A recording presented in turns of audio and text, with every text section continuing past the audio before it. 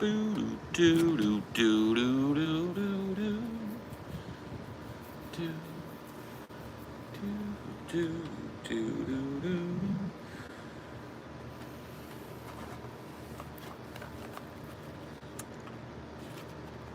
Howdy, howdy.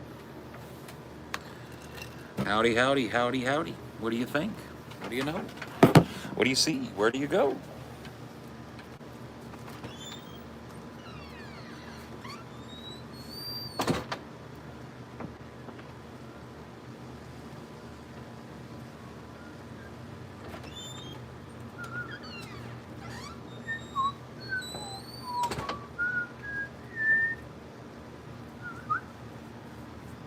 Where's Tyler? Dirty D.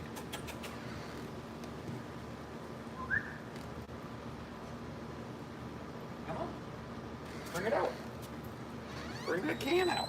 You got the can. You're the can man. Do do do do do do do do do do do do do do. And that's all I have to say about that. Time to smoke a J. Anybody smoking a J? Anybody want to smoke a J? I want to smoke a J. About to smoke a J. About to do a J up in this bitch. Say what?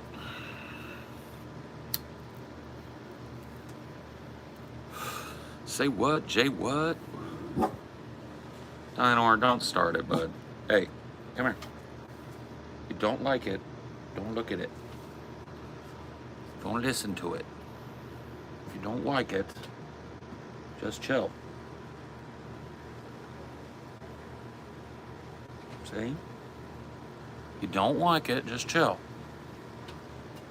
You need to bork, or wimp, or whine, or do any of that.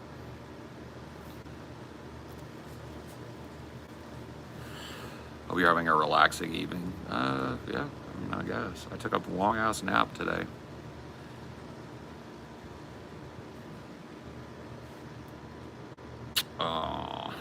Waiting on the guy.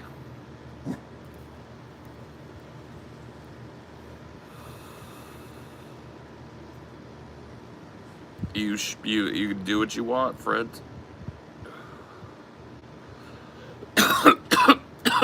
It's all for you. It's all for you, Damien. It's all for you.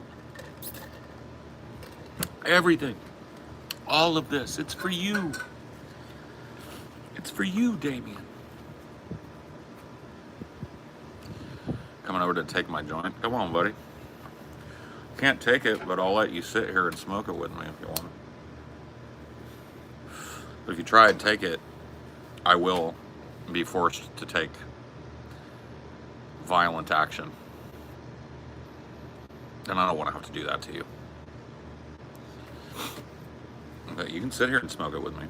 We'll do a pass back and forth.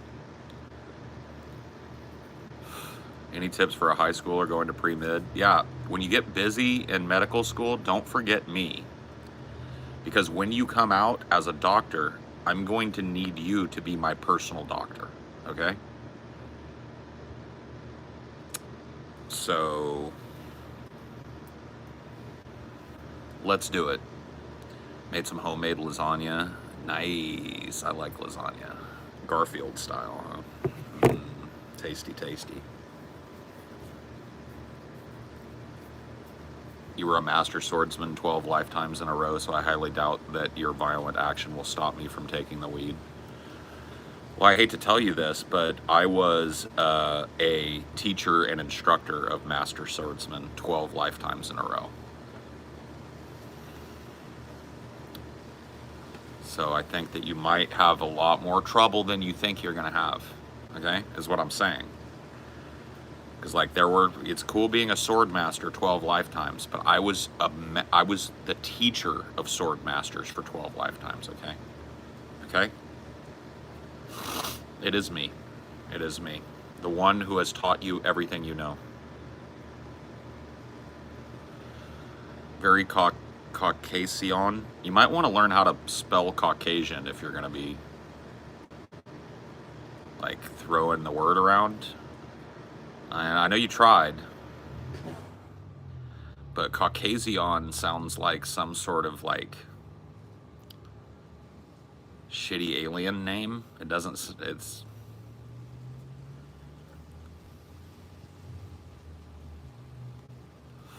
Where are you from? I'm from California. Where are you from, buddy? I don't think he's in the Caucasus Mountains. Yeah, I don't think so. I'm a barber. The beard is killing me. I'd love to actually shape it up. I don't want it shaped up, though. It's shaped exactly like I want it to shape. It's huge. I love it. I don't want it to be small. I want it to be... Whoosha! Whoosh! When I go in, because I am gonna go and get my hair cut soon. It's getting down to the point where it's starting to piss me off. So probably get my hair cut up to here, and I'll have them trim the beard a little bit when that happens. How's that? I'll get a little shape up when I get my hair cut, but for now, it's just gonna stay, man. Once said your dream role was to play Baron Harkonnen in Dune, how would you have approached the character differently than other portrayals? Well, that, I mean, like, honestly, how you get to portray a character is not usually up to you as an actor. I mean, to a certain extent it is, but, like, the vibes that the character puts off are really up to the writers and the producers and the directors. I would love to see a Baron Harkonnen that was like he was in the books. So in the books, Baron Harkonnen was a very, like, what would you call him? Dandy, kind of effete aristocrat. He wore lots of like lace and ruffles, and he smelled good, and he was covered in jewelry, and like, you know, he was one of those, you know, big fat presence, but like, you know, with the easy smile and the handshake and stuff. I would love to see a Baron Harkonnen that wasn't, because I feel like in both films they really tried to underscore that he was evil visually, right?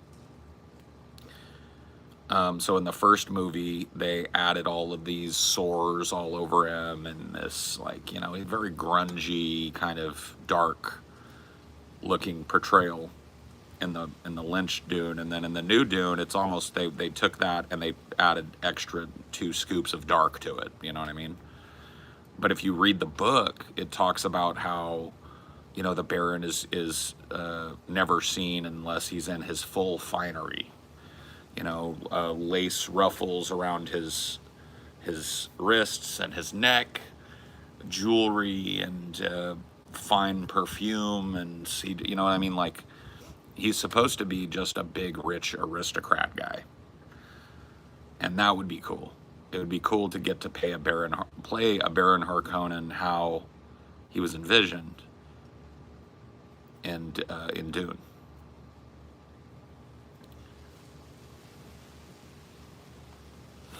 Yeah, Dune is my favorite sci-fi franchise. I mean, my favorite movie of all time is Aliens, so maybe Alien is my favorite franchise. But like, as far as like a universe that I follow, Dune is it.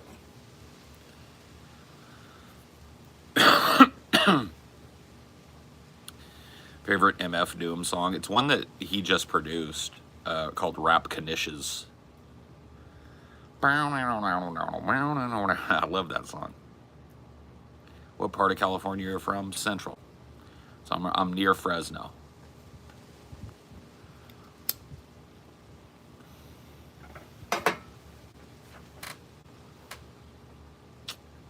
Rap snitches, telling all their business. Sit in the court and be your own star witness. Do you see the perpetrator?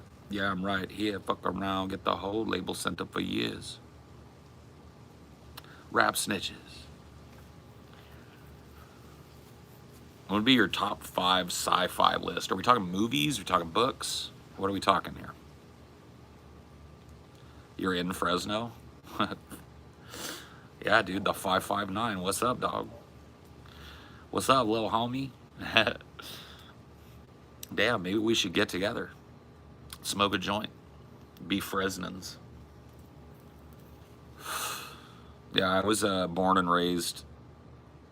I was born and raised in this area, so you know, actually born in Madera, California. Well, not born there. I was raised in Madera. I was born here in Fresno, but raised in Madera. Whatever.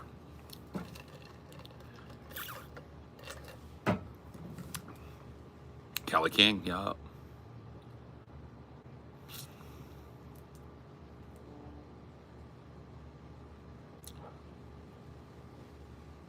Don't the books mention the Suspensor's obesity? Yes, they do. Yeah, I know. He's fat. He's like a fat, opulent thing. Yeah, the fat is correct. The suspensors, like him traveling via suspensor belt because he's too fat to move, is correct.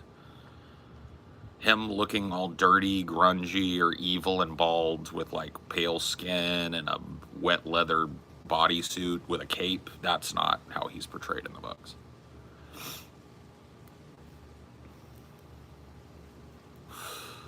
I've lived all over this area. I was born in Reedley, yeah. Well, you're definitely a valley boy. Game recognized game, you know.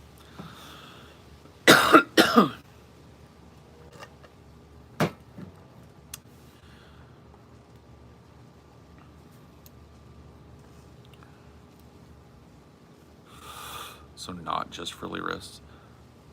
I'm not sure where the the disagreement is coming from. I'm not sure what I said that contradicts anything you said. Greetings, Mr. Zigo. Some people are just looking to argue. Like, what are you arguing about? What do we even disagree about here?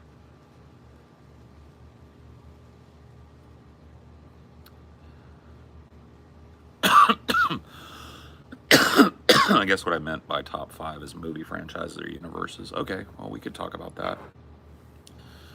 I would say the Alien franchise. I would say the Dune franchise. I would say Star Wars, obviously, but very, like, obviously diminishing returns the later you get in the movie series, but Star Wars has to be on there, right? So that's 3. I really love the universe and the series of the 3 Body Problem by Cixin Liu.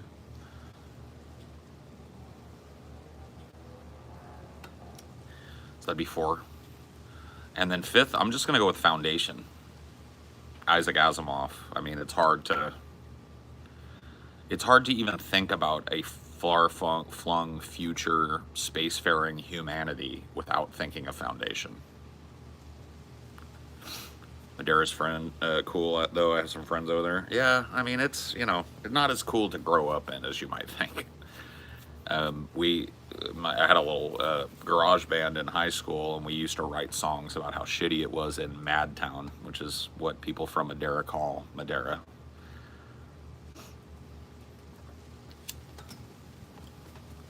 But it's got its charms, you know what I mean? It's whatever. It's kind of a small place, and even if it's gotten bigger over my lifetime, it remains a pretty small little town. Despite being a ridiculous parody, Spaceballs is legitimately a great movie. It is, yeah. How was the Chinese version of 3 Body Problem? I'm curious to watch it.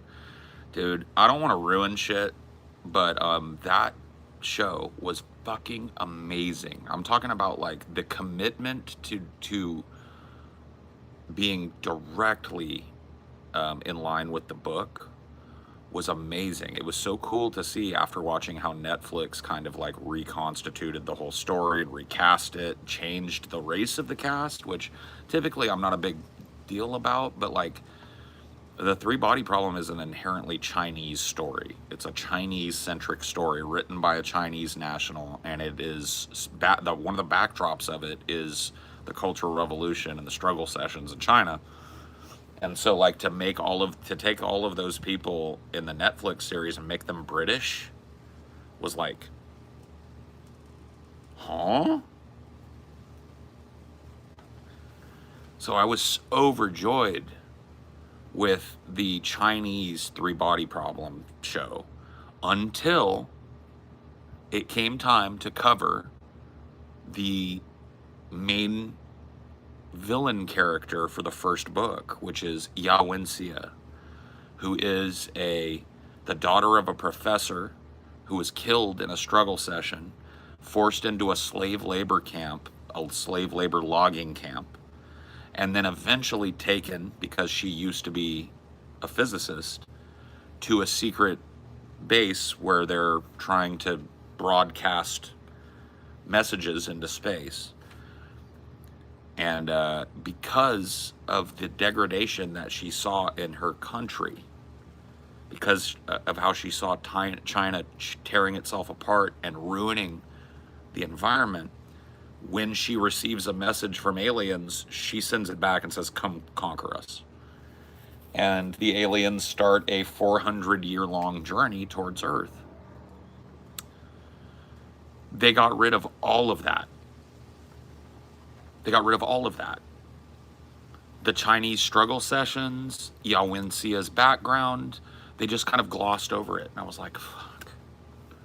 So in the American version, they cover it directly, but they change everything else about the story. And in the Chinese version, they keep everything about the story the same, except the central figure, Yawensia. They don't show the struggle sessions. They don't show the murders. The whole undercurrent of how China was destroying the environment by overlogging and all of that's gone.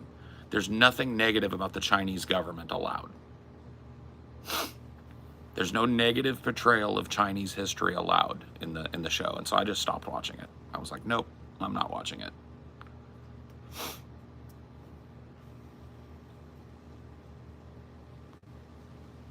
Yep. Yeah, I got like 5 or 6 or 7 episodes in, and they were long episodes, dude. And I was enjoying it, and then it got to the part with Yawensia, and they patched over it. Like they made her like, they gave her a different reason. Like her father died, and that made her crazy, and like blah blah blah. They gave her a whole different reason. Are you a Fresneck? I don't know, dude. I mean, I guess so. Yeah, my family is super duper blue collar redneck. So, you know, I don't necessarily comport myself like one, but yeah, I'm a Fresneck. Do you know a band named Nirvana? No, never heard of Nirvana. I was born in 1980 and I was a teenager in the 90s, and I just never heard of Nirvana. You look like an African American? Do I really? Okay. You have sight problems, buddy. You're awesome, bro. Don't let them bring you down. They don't. They can't. I can't be brought down.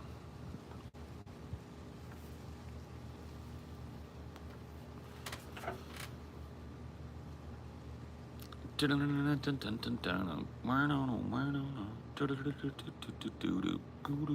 don't like 2011, the year we make contact, all that much, bro. I don't like that movie all that much. I like the first 2001: A Space Odyssey, but you know, I am unstoppable. I'm invincible. What was that stupid song? You guys remember that? I'm unstoppable. Something, something, something, something. I'm invincible. Isn't that like a 5 or 10-year-old song now? Jesus.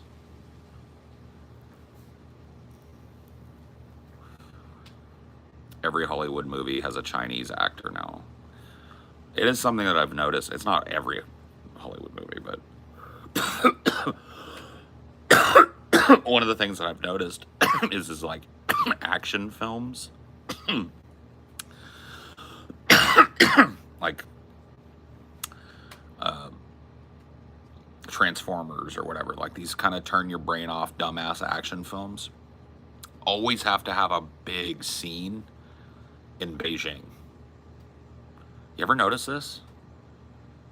Like, the Avengers are chasing down a supervillain and they find out he's in Beijing. And so they have to go to Beijing to blow up a few city blocks and film in Beijing. It's like the Chinese market for movies is so huge and so easily pleased sensibility-wise in comparison to America. Because to them it's novel and new, right? Um, American films being available for screening in China is a relatively modern construct, okay? And people don't have, like, Americans are picky, and we have this long, over 100-year history of film, and Hollywood and all of that, right? And we've got all of these expectations of a movie. The Chinese have none. The Chinese want big giant robots blowing things up, car crashes, you know what I mean? Um, Easy, like simple melodrama. And you'll see that creeping its way into American film. Like, I don't want to say dumbing down, but just like the lowering of expectations for like plot and shit. That's why garbage like Transformers. Yeah, I get it. That's why every movie has an easily cut gay scene. Yeah. Well, it's like the Star Wars movie, right? The Last Jedi, or whatever the fuck it was, right? The final Star Wars sequel. At the end of it, there's just this inscrutable gay kiss between two tiny minor side characters. And in the Chinese and worldwide releases, like international releases, that's just cut. So it's just like straight pandering to show it. Just straight up pandering. We love a short king, do we? I feel like society, like maybe people are starting to, like, because the term short king is there, but I feel like short guys still get the fucking short end of the stick, no pun intended. I'm 6'1", so I kind of loom over it. But I do notice that society is not kind to dudes that are like below 5'10".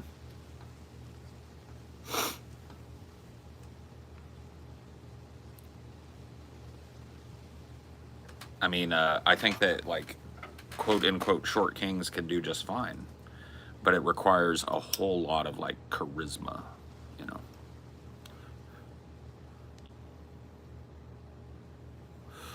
Being short is like the one thing you're allowed to make fun of in society. Well, being short, being fat, and being ginger. Those are the three sacred cows of you get to be as mean as you want to other people. If you're short, fat, or ginger, think about the short, fat, ginger fucks. Think about you're like, okay, so your parents fuck and you're at character creation and you hit random. That's what we all had to do, right? And you pop out a fat, short ginger. Game over, right? Yeah, premature balding. So like in high school, you've got like half your hair's gone already. And you rolled that up. You know what I mean? Like that. You talk about needing charisma.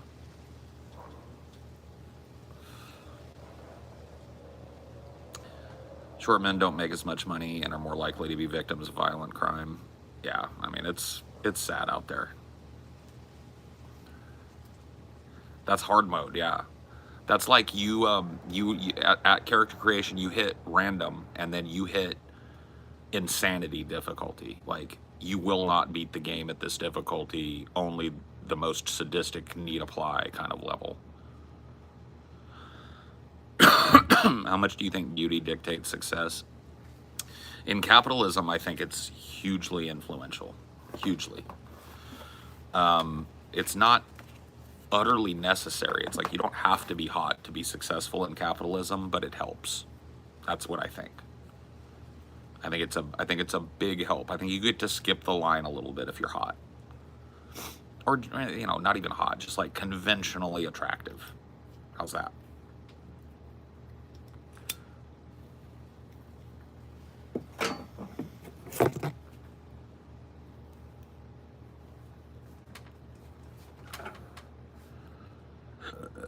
The scouring of the Shire from Return of the King. Was cutting the scouring of the Shire a good move? No. I think that that's a very important part of the book, and I was sad to see that it didn't make it into the movie, but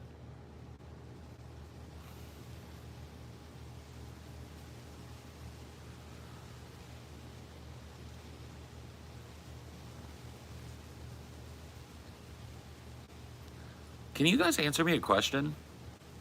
What happens to Wormtongue in the movies and in the books? In the movies, he stabs Saruman, and that ends the siege of Isengard.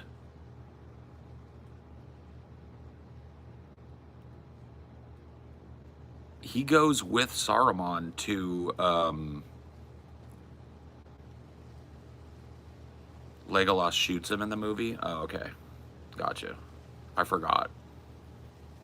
Because in the books, he goes with Saruman to the Shire and sets up Sharky, right?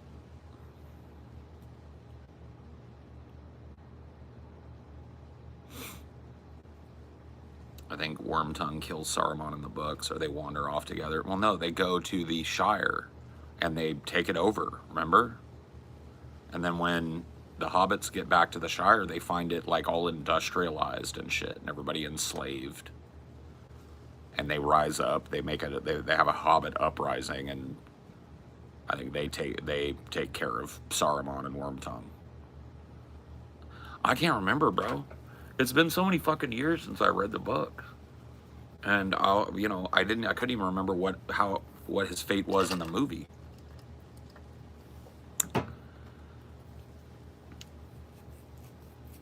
He's killed by hobbit archers in the book, and he eats Frodo's cousin. Oh yeah, I remember that. Yeah. After the scouring of the Shire, Frodo spares Saruman. He gives him the option to walk away. That's right. But Wormtongue dies in the uprising. Because I remember like Pippin is like, the people look at him and they think that he's like Bull Roarer Took, like the largest hobbit ever or whatever. I remember that part. Bull Roarer Took.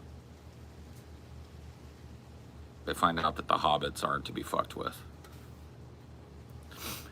Favorite Guillermo del Toro movie? Probably Pan's Labyrinth. If I start that movie, I have to finish it in one sitting. I can't tear my eyes away from it. It's absolutely fucking just like a beautiful film.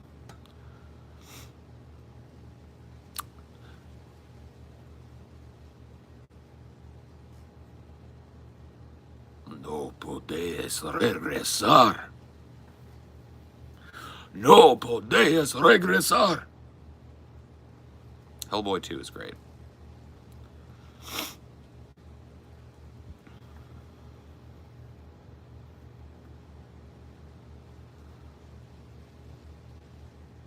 Getting back into MTG. No, I just was like thinking of names of cards that were cool for my last couple of things. But no, dude, I don't have the money to get back into Magic the Gathering, bro. I have very few cards. That really the only card I have that I even care about is my Lord of the Pit. Not even a rare card, not even a valuable card, but it was my favorite card back in the day. I was always trying to make Lord of the Pit work in a deck. I was never able to get him to work because Lord of the Pit is not a great song, or not a great card. At least it wasn't back in the day. Maybe it is now, but I've got a Lord of the Pit and some old fucking Magic cards that are all worn and shit, and that's... Paul's a lifelong Oregonian near love of Northern California. Hits close home. I think the stretch from SF to Portland is the nicest part of the country. Yeah, I mean, it's beautiful there. Yeah, I'm looking to move there as soon as I fucking can. It's gonna take me a while, but I'll get there. I'll make it happen. I'm gonna follow you. Okay, cool. Follow me up. Yeah. See you, buddy. See you, buddy. It's a bloody buddy. Cool, buddy. Not cool, buddy. Dude, a sixer. Oh, speaking of a sixer, there's beer. I have beer. Should I get beer or no? I think I should get a beer. A beer would be nice. Nice. Eugene is not cheap. Nothing in the Oregon or California coast is cheap.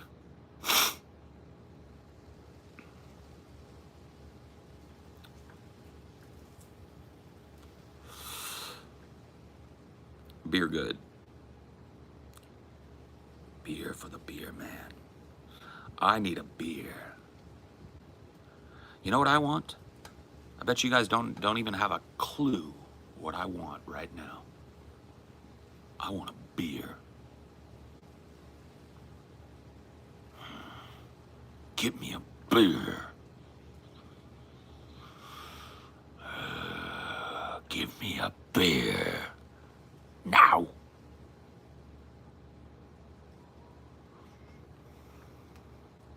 If I was the king, I would order people around just like that. I'd be like, you, get me a beer. Yes, my lord. What did you accomplish in life, old man? I loved. I lived. I lost. I triumphed. I tasted defeat. I am your father, your grandfather, your uncle. I'm every man that ever lived. I lived. I was here. I left my mark. What have you done, young man?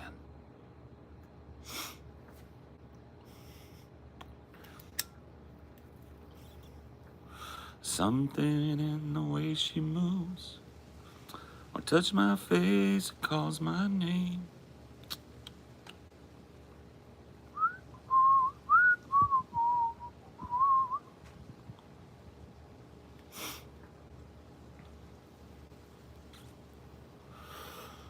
The 3 L's, man.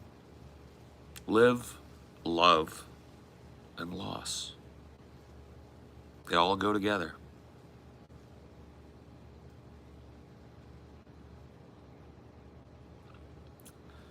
Everything's a little bittersweet, isn't it? That's why I don't waste time. I do what I want.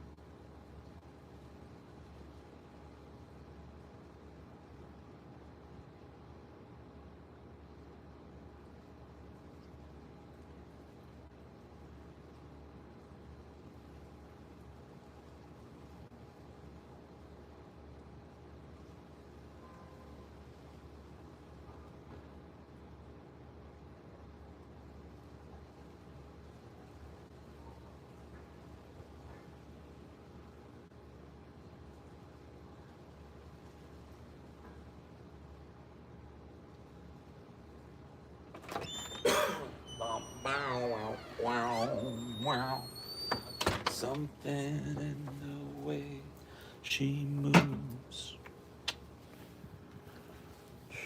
feeds me like no other lover.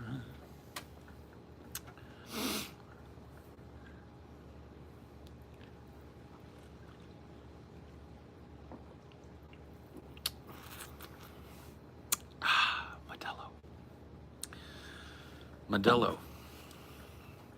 That is that's a wholly inoffensive beer. Well, that's the best thing I can say about it.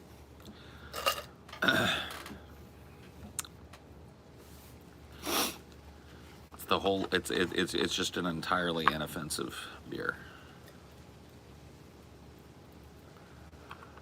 You want to know what I did with my life? I was thinking about that when I went in. What have you done with your life, old man? You know what my greatest accomplishment in life so far is? I don't know what it'll be towards the end, which could be tomorrow. Who knows?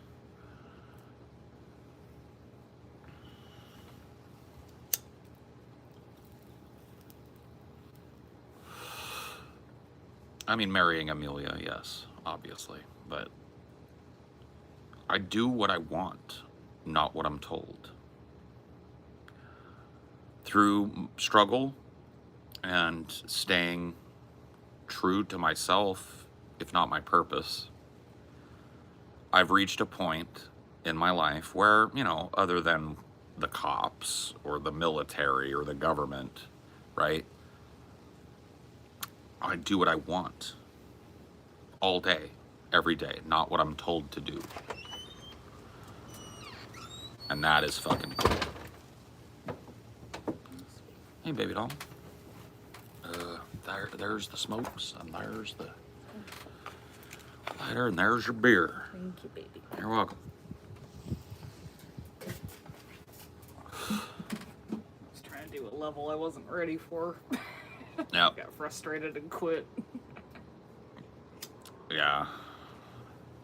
That Watts quote is awesome. Oh, the one from I gave the other day, it is better to live a short life filled with doing what you love than a long life filled with doing what you're told.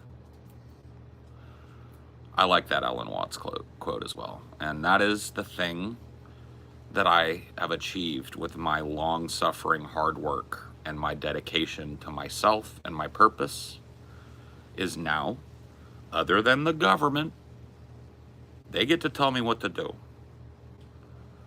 But nobody else does. I decide what I do, when I do it. I do what I want, not what I'm told. And that is my proudest achievement from a labor perspective.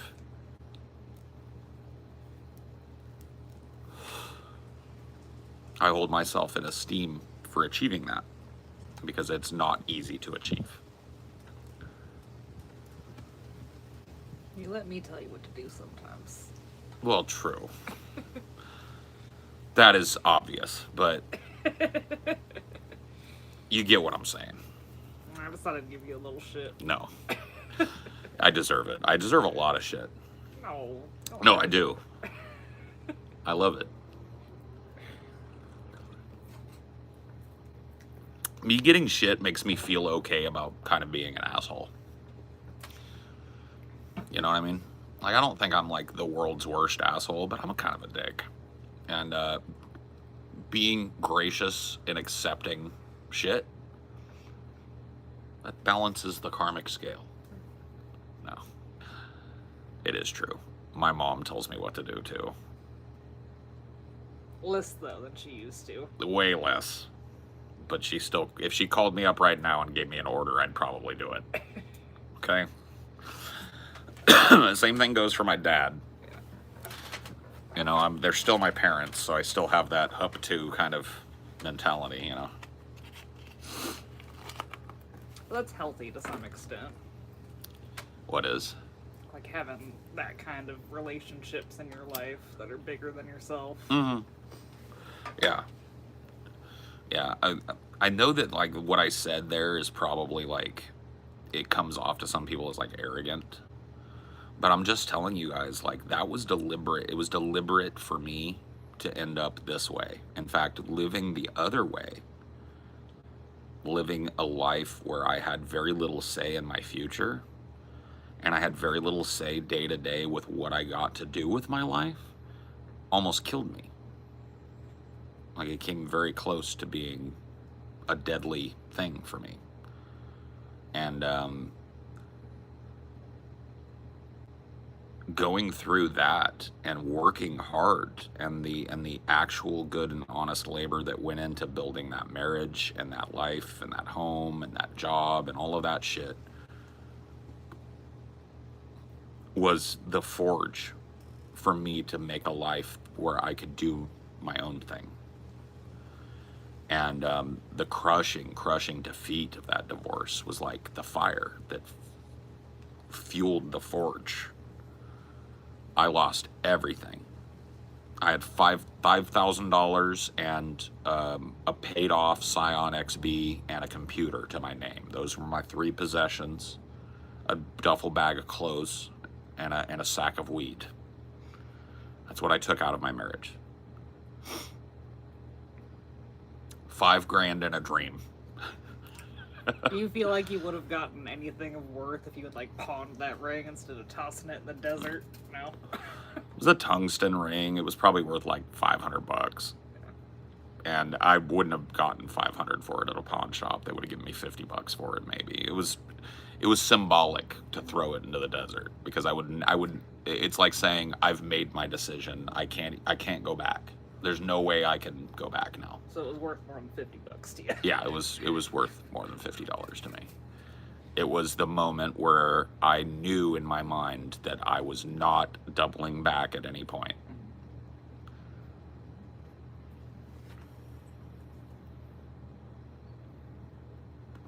How long were you together? 12 years. Married for, gotta do the math in my head. We were married in 2007 and we divorced in 2015. So married for 8 or 7 of those years, and then together for 12 totally. What a boy, long time. Oh, yeah, I remember you. Just kidding. Can you, okay, hold on, don't ban him. Can you explain to me what the English or Spanish thing is? Because I see it all the time. I know it's probably one of these TikTok things. I'm willing to like answer it if I understand what the question is about. Like, is it making like a TikTok like compilation thing where you see who says what?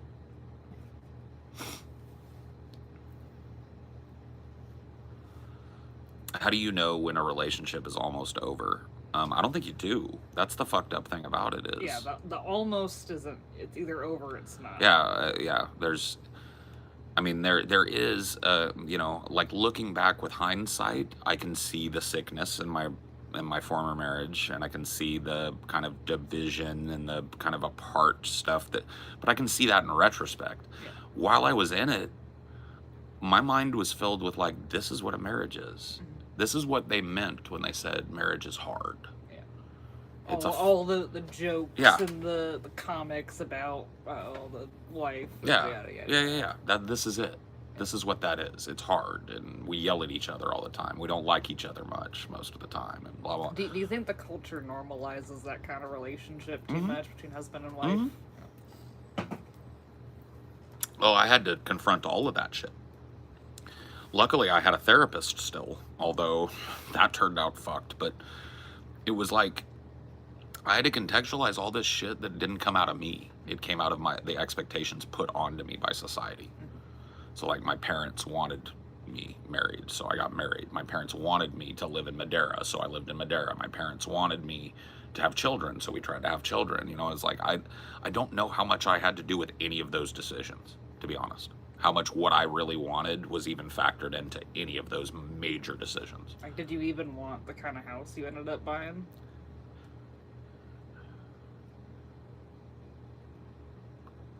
Yes. Yeah. At that time, yeah. I won't say that I didn't want it or that I was led around to it. Like, it was a good house. It was a nice house. It was a hard thing materially to walk away from, because it was a very nice place. And I had, for good or for ill, thought of myself growing old and dying in that place. Like, I thought I was settled. And now I've just been fucking blown around like a fucking leaf in the wind for 10 years, you know? Yeah, I was not being true to myself in that wanderlust that's in me that makes me want to find that spot. I was never able to do that. Madeira wasn't that spot. So, you know. But I wouldn't have gotten to where I got without doing the honest, good labor of a marriage and a job and a life. If I hadn't tried at all, I wouldn't be able to handle what I have. You know what I mean? Does that make sense? Yeah.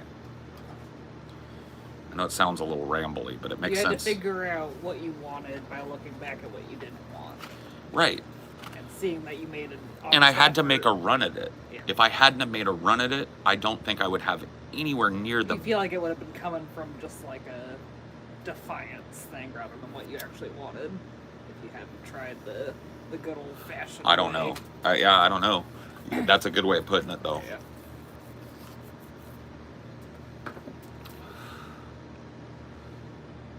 Madeira is hardcore. No, it really isn't. It's pretty softcore. Sounds like leaving Madeira was your second act. Maybe it was, yeah. That's what it would be called if they made my life story. Act 2, Leaving Madeira. Act 3, Returning to Madeira yet again. My life has been weird, y'all. That question, as funny as it was, somebody asked me earlier, like, what have you done with your life, old man? And I was like, ooh, shit. I don't know. And so I started listing off what I've done. You know, got a beautiful marriage. I've got a little family. I've got a job that I really like, and I work for myself. And I've lived, and I've loved, and I've lost, and I've recovered. You know, I think that's good. I think I've had a good life, but it's been a wild one so far. I think the main draw to you coming back was the world was so chaotic and you wanted familiarity, maybe? Yeah, it was in the middle of COVID, and it was just like being close to family when you don't know what the fuck is happening in the country just feels right, you know? So I think it was just easy because I wanted to get the fuck out of Dodge. We got hit by 3 hurricanes the year we left, Yeah. and one more chased us out of the state.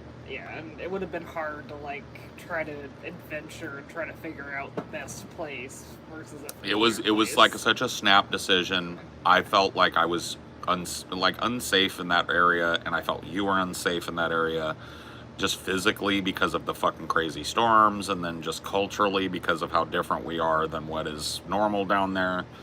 And I just felt like, you know what, we got to do it. And I know Madeira, like I know it like the back of my ass. If I went blind, I could find my way there. So let me go there where my family is, so we can have that close to us if shit jumps off or craziness happens. I'm close to people who I know will take my back, and I can take theirs, and that's the best you can do. So yeah, that did heavily factor into I didn't expect to be here another 4 fucking years unless we bought that place out there. Yeah. I could have been happy there in that place. I think we could have been happy there.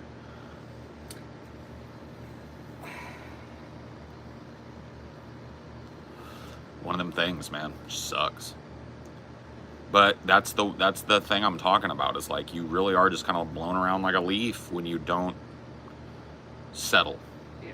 I think the lesson in that was we should have aggressively pursued it. There should have been there should have been a binding contractual agreement. Yeah. And we should have, like, as soon as we had the money and we thought we should have pounced. Yeah. Yeah. Because I'm sure if we had bought the place, they would have forgotten. If we would have offered on it in the first couple months we were there, Yeah. it wouldn't even have been on the minds of their children that they wanted the house, and so we would have got it, probably. But it's just like hindsight is 20/20 always. We were trying to be careful and methodical and all this shit. Yada yada yada. Do you ever wish you kept in shape so you could be more physical activities like hiking? Yeah, I mean I could talk about regrets of abusing my body and mind and stuff for as long as I did, but I got to be honest with you, the older I get, the more forgiving I get of myself. I see a lot of pain in my past and a lot of just a dude really trying to just make it. You know what I mean? Like trying to be a good guy despite all being fucked up. And I made a lot of bad decisions, and I hurt my body, and I hurt my mind, and I hurt my friends and my family at times. And, you know, I'm not proud of everything I've done, but ultimately, you know, I used to be really harsh on myself. I'm not anymore. Like with my past, I've forgiven myself to the extent that I can for being a young man who was confused and angry and sad and hurt and trying to be a good guy, his best, doing his best, you know? Well, regret doesn't pay any dividends. No, no. Well, it does. They're just, what would you call a negative dividend? Regret takes from you. It doesn't give any insight. It takes insight. You can learn from your mistakes, but punishing yourself for your mistakes doesn't undo them. Yeah. You could probably come back. I mean, I'm never gonna be like an athlete, but I'm getting like the amount of stuff that I can do now easily versus just if I were talking to you guys a year ago is staggering to me. I mean, I've lost a lot of weight. I've lost over 60 pounds. That's a lot of shit that's no longer being carried around every step I take. No longer crushing down on me when I'm sleeping. You're way more active. And my capabilities, like I could, like when I first started doing my yoga and shit, I could do 1 squat. Now I do 20, sometimes 3 times a day. I've done 20 today. I'll probably do another 20 before I go to bed. It's like, that's crazy to me.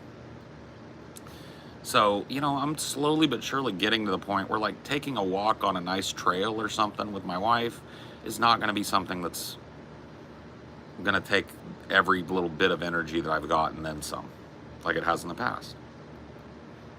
You know, I can go on a walk with my wife now. We can go places and walk around all day and everything's fine. I get home, my feet are a little sore, I put my feet up, I stretch it out, I'm good. You know, I couldn't say that a year ago. A year ago, I had to marshal what little bit of ability I could and do what I could, and it was very little. So.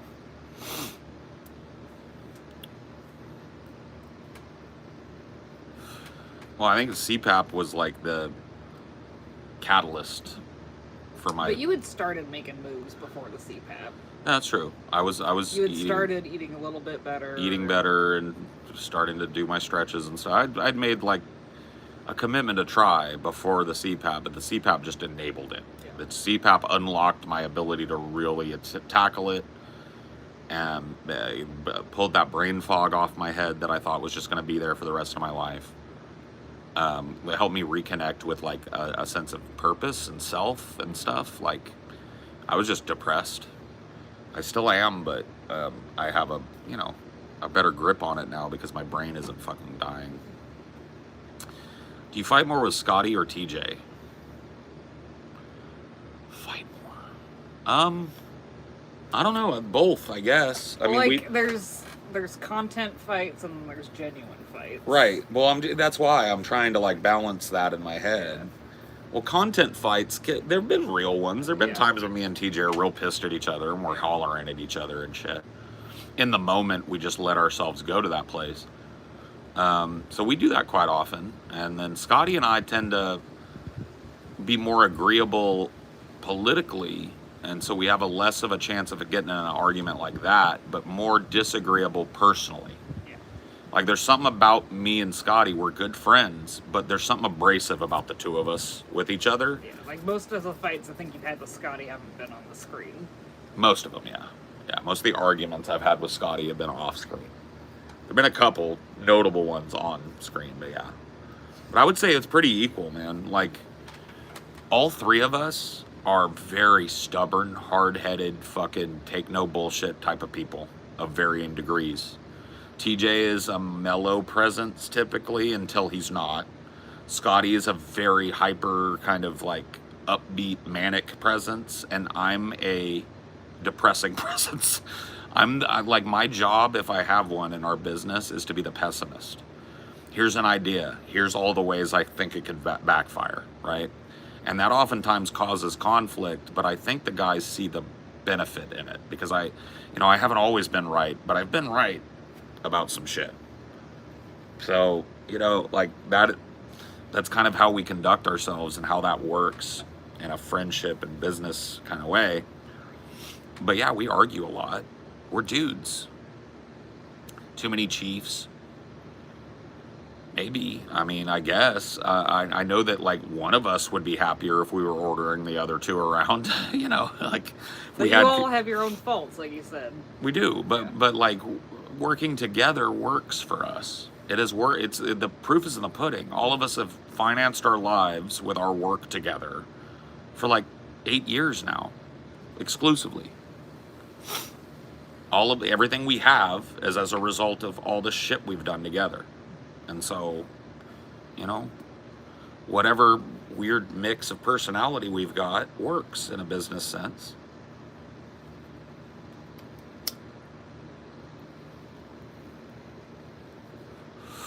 It's been nice to see Scotty evolve into an entertaining presence since DP. Well, that's the thing about Scotty, is you have to remember, like, he didn't really, like, have designs on being an on-camera presence. Like, his being on DP was a means to an end for him, I think, because it allowed him to make some money. But when he first did it, he didn't have the whole, like, history that TJ and I had of, like, being the like, here's your on switch, now the camera's on and you're performing, versus here's how you are. So it's like Scotty was like, I don't know how to put it, because it wasn't bad, it was just a smaller presence on DP, because I think he wasn't fully comfortable with... Well, he just hadn't developed his persona, maybe. Exactly. Well, that was it. Like, and it was just like in private, and even back then when Scotty was figuring it out, he was an integral part of the show. That's not what I'm saying. I'm saying, like, it's been fun to watch Scotty develop the idea of an on-camera persona over the course of DFF and DP. It's an interesting case study in a dude that probably, like, never thought in his head, like, I'm gonna be a fucking screen personality. Doesn't really, like, that's the thing about Scotty, is like, TJ and I, we're obsessively checking our socials. We're definitely, like, internet blogger, audience motivated internet blogger people. Scotty doesn't give a fuck about none of that. Scotty does not check comments, and if he does, he just bans anybody that pisses him off. He's got a very different look on it, because that's not centrally what drives Scotty. Scotty is not driven by this desire to be a performer. But he's become a capable and competent performer just from years of working in the business.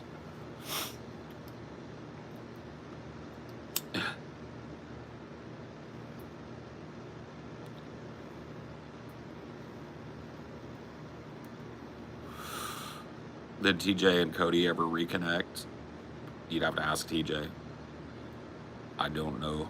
It seems like he was more of a back support role back in the day. Now he's got it down. Well, like in the early days of TJ too, that he was doing all the background shit. Yeah. Yeah. And he's still, you know, within the business as a guy that handles a lot of that busy work and calling and setting this up and doing that. But, yeah, I mean, it's just very interesting. Like, Scotty's arc has been very interesting.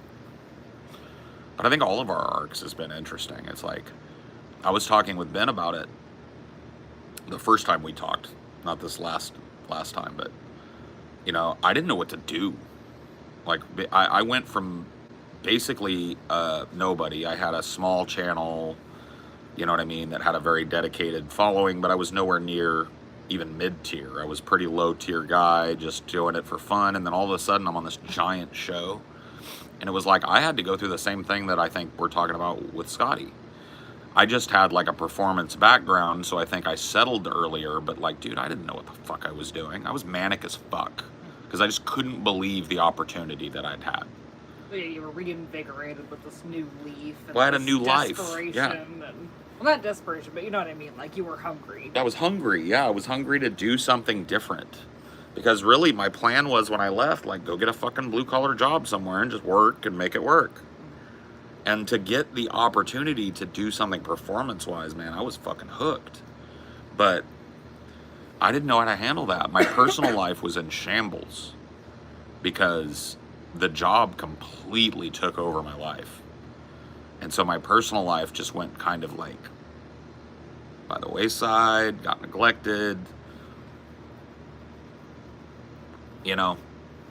And yeah, I just like, everything got neglected. I literally just like lived I was in DP universe for like 3 or 4 years, where it was just like I'd wake up and my first thought was DP. My last thought before I went to sleep was DP. I'd do DP all day, work DP all day, stream all day. do this, do that, do that. I'm up in the studio, I'm cleaning up, I'm pulling for the show. I was just 24/7. You know, I didn't know any other way to do it. Do you ever have work dreams about it? Oh yeah, constant. I still do. I'll still dream about being on DP. I don't like work dreams. They suck. They're stress dreams. But when your work is smoking weed and laughing all day, I don't know. And when did you start doing stuff with TJ? I remember doing a double take when I realized you were on a podcast together. Started doing stuff with TJ, like in terms of like back in 2006, 2007, when I started YouTubing. TJ was bigger than me. I interacted with him. He and I argued a few times. You know, and then we kind of became like allies within that YouTube atheist great debate kind of space, where, you know, we were backing each other up with positive comments, gassing each other up, sending our fans back and forth between each other when we did a good video. And that went on for a lot of years, where we just had kind of this like cordial, friendly coworker kind of spats every once in a while, right? Where we would argue, but it was good content. And then, you know, a couple months later, TJ would repost one of my videos in total with his commentary and really send people over to see me, which was cool. He asked me pretty early on, I think it was like 2011 or 2012, when he asked me, hey dude, can I post this? And I just gave him carte blanche. I was like, dude, I don't make any money doing this. It's not about the money for me. You can use my videos, re-upload them, do whatever you want. He was like, all right, cool. And he did. He, you know, like reposted a couple of my videos and really signal boosted me pretty hard. But they called it mirroring back in the day. Mirroring, yeah. They still do. Like, they still call that. But YouTube kind of prevents it a lot more than it used to. To an extent. People can take, like, sometimes people just mirror the audio from something, yeah. Or just flip the fucking video and change the audio pitch a little bit to get it. But yeah, it's still like, there are sites like BitChute or whatever the fuck, yeah, where people can dump shit that YouTube won't allow. Yeah, because YouTube, with its content ID algorithms now, like if it finds shit. Yeah, a video gets taken down, all the copies of it get taken down. Yeah, almost immediately, before they even go live sometimes. But people have found ways around that. Like, I remember this dude, he's like a right-wing guy, but his name was Dame Pesos. He was the dude that did the supercut that inspired Ugarology, the 2016 Young Turks meltdown with the funny music and stuff. His name's Dame Pesos. He was like a right-wing guy, pretty prominent back in the blood sports kind of Pepe the Frog days. And he would make these like animation videos and replace the video in these things he wanted to mirror with these weird animations. And that was enough to block the algorithm back in the day. He would add little cuts and little soundtrack and get away with murder, basically, according to YouTube. Your fingernail vampire sexy party story was my favorite. Yeah, that's a weird fucking story, man. That story is so odd, and it's so kind of like bittersweet too, because that story starts with Kevin, who, you know, it was a good friend of mine that took his own life. But yeah, crazy story, man. People don't believe it's true. A lot of times I have to like really reassure people that I'm not just making up a fake story, because I couldn't believe it happened to me either. But I'm very vanilla too. Like, what it is now, it used to play way weirder than it does now. It's like, oh, they were just having like a bondage get together. That to me, that is way more socially like normal now. I feel like more people would believe you now than yeah, back in the day. yeah. But back in the day, it's like people did that shit still, but it wasn't advertised. And getting like secretly or accidentally, I guess, invited to one was wild for a fucking young kid. I was 16 or 17 when it happened, so it was very, very strange. Oh no, you got groomed. That's the thing, is like, that has never crossed my mind with it. I got invited to a party because I was chill as fuck when I was a teenager, and I had friends that were in their 20s. Or like late teens, like, because I made friends with like seniors. Seniors, yeah. And so when they went to college and shit, I used to get invites to some pretty dope ass parties. I didn't feel fucking groomed.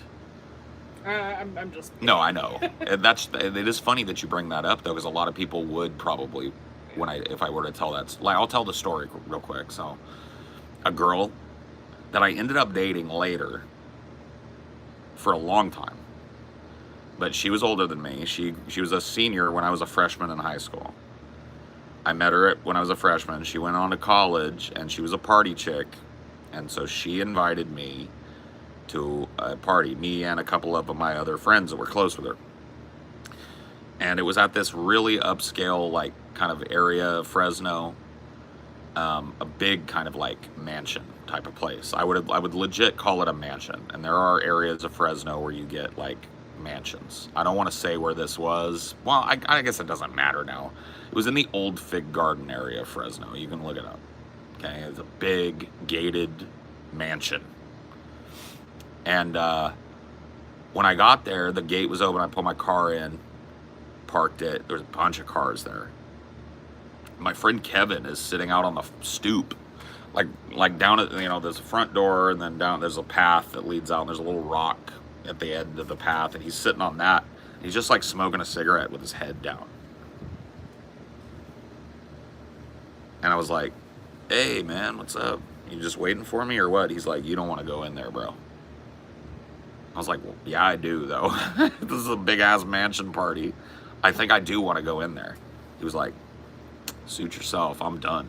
And he just got up and left, and I was like, maybe he's butthurt about something. I don't know. Maybe somebody fucking braced him in there or whatever. I don't know what happened. I was like, dude. He just wouldn't even look back. He just left. I was like, fuck. Okay. So I go in, and it's totally fucking cool. Like, the people there, they're like college kids, like, 18, 19, 20, something like that was the average age probably there. I was a little under that, but whatever. I had my invite. Somebody greeted me, and I told them who I knew and who had invited. Oh, yeah, she's upstairs. She'll be down in a minute, but you could fucking, yeah, bro, welcome. It's an open bar. Just get whatever you want. Buffy will take care of you. It's like, Buffy. Buffy was not what you, like, if I said the bartender's name was Buffy, you'd probably picture like a little blonde girl with pigtails or something from the valley.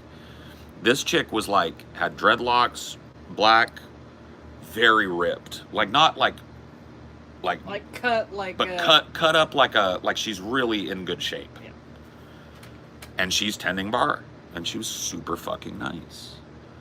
I sat down, and she was like, "Hey," she goes, "what do you want?" I said, "I don't know. What's good? I can't really go to bars yet, so I'm not good at, She was like, "Oh," she's like, "I'll make you a mudslide." I was like, "Cool, a mudslide, whatever, it sounds good." And it was a blended chocolatey drink. It was really good. I was like, "Damn, thanks." She's like, "No problem. I'll keep them coming all night if you want." I was like, "Fuck." So I just kind of start looking around the living room. There's this big living room, this big fireplace. And there's a dude playing this acoustic guitar, and he's singing some old 90s song. People are laughing and giggling and sitting in twos and threes. You know what I mean? It's just very normal, like, party atmosphere. But I don't know anybody, and the chick that I was there to see, or that had invited me, was not there yet, or was elsewhere in this giant complex of rooms and shit. So I decided I was going to go out and back. I heard people giggling. There was a big pool and a hot tub. And I was like, I'm just going to go on back and sit there and have a smoke. Like, orient myself a little bit. Some more, baby. Oh, thanks, man. And so I got back there, and there was a dude sitting there with a laptop. And this was in the 90s, so it was a big, chunky, laptops were really cool back then. Like, nobody had a laptop. And he's kind of just sitting there typing on it nonchalantly. And I sit down, And I'm, just kind of like light up a smoke, and he looks busy. All of a sudden he says, "Hey, man." I go, "Hey." He goes, "Well, what's your name?" I said, "Paul." He said his name was Andy or something. I can't remember what his name was. He's an Asian guy. And I was like, "Cool, Lenovo or whatever it was. I can't remember what the laptop was. Cool IBM or whatever." And he was like, "Oh, yeah, yeah, yeah." He said, my dad got it for me for school." I was like, "That's neat. I bet that helps." He's like, "Oh, yeah." Really nice guy. We start talking. He's he's got a J, and he's like, "Hey, man, you want to do a J?" I was like, "Fuck yeah, I want to do a J. That's cool, man." And so he sparks it up, and he and I are just kind of like passing back and forth. People are giggling and jumping in the pool and getting back in the hot tub, and I'm like, "Yeah, this is pretty chill." And at some point, like, I'm passing him the thing back and forth, and I noticed that when he's typing on the thing, he's only using one hand. And then when he's passing me the J, he's using the same hand. And so all of a sudden, he's in the middle of a sentence, right? And that other hand appears from underneath the table. And if you guys have ever seen the Guinness Book of World Records, when people, certain people can just grow their nails out infinite.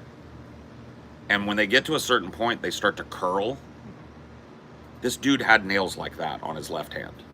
And he just brought it up and laid it on the table like it was nothing. And I was like, it's just like a useless hand.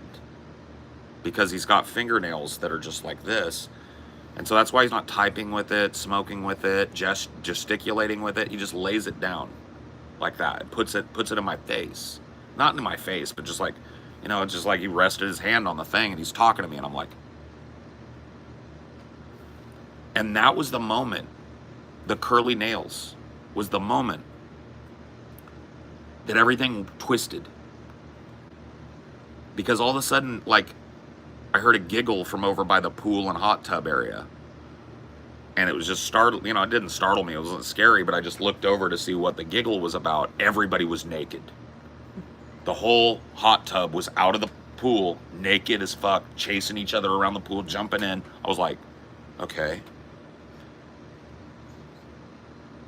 Okay. And then the dude's fucking nails are sitting there, and he's still talking to me like it's just a normal shit that he has nails like that. And I'm like, I need Buffy. Buffy's my home base so far. I need Buffy. I need a mudslide. So I'm like, all right, dude, yeah, nice to meet you. Stay up or whatever. I go back inside. I go back inside. Buffy, I see her. Well, I don't see her. What I do see is 3 naked man asses. All of them chained with their asses facing me up against that big stone fireplace. Like this. And I see a woman in a black wet leather bodice thing with the stockings, the Dom outfit. And she's cat of nine tailsing these guys. Whack, whack, whack, right? And I'm looking at the living room where the dude was playing guitar. It's like an orgy now. People are fucking. Whack. She's whacking these dudes. I don't know it's her though. She turns around at one point, she sees me, and it's her. And my eyes lit up because it was Buffy. I was like, oh, thank God. And she was like, the fuck are you looking at? You want some? And I was like, no. So I go, and I'm like, I got to find a bathroom or something. I got to chill out. I go to the front foyer where there was a big couch. People fucking on the couch. I go in the bathroom, right?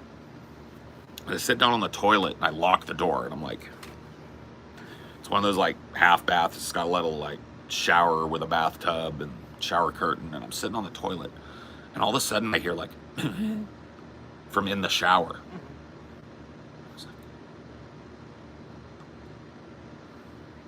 I go, there's people just like writhing. There's 2 people just like in the bathtub, just like. I was like, okay, all right. I gotta find that because when I got there, he said the chick was upstairs that I'd come for. I gotta find her and let her know this ain't my scene. I'm high as a kite. I'm a little drunk from that double fucking mudslide that I drank. I've seen shit tonight that I was not prepared for. I need to let her know that I came, but that I'm dipping. So I go up the stairs. It's like these lines of rooms, and I can just hear shit going on. And I hear her voice laughing down in one of the rooms. I open it up, and it's just literally like what I assume is probably 3 people underneath a big giant comforter on a bed. There are like legs and feet and hands kind of coming in and out, and like, and I was like, and she was in it. She was in the pile. And I was like, I gotta go. That's it. So I just left. I was fucked up. So I got in my car. I drove like a few blocks to like a gas station, pulled in and parked and just sat there. Until you sobered up. Until I sobered up enough to fucking make it home. And that was that. A lot of people, when I used to tell that story, were like, why did you join in the orgy? I was like, you wouldn't have either. Fucking, the way, dude, if I'd have known I was going to an orgy, maybe. But I was just told it was like a fucking college frat thing with a keg and booze, weed.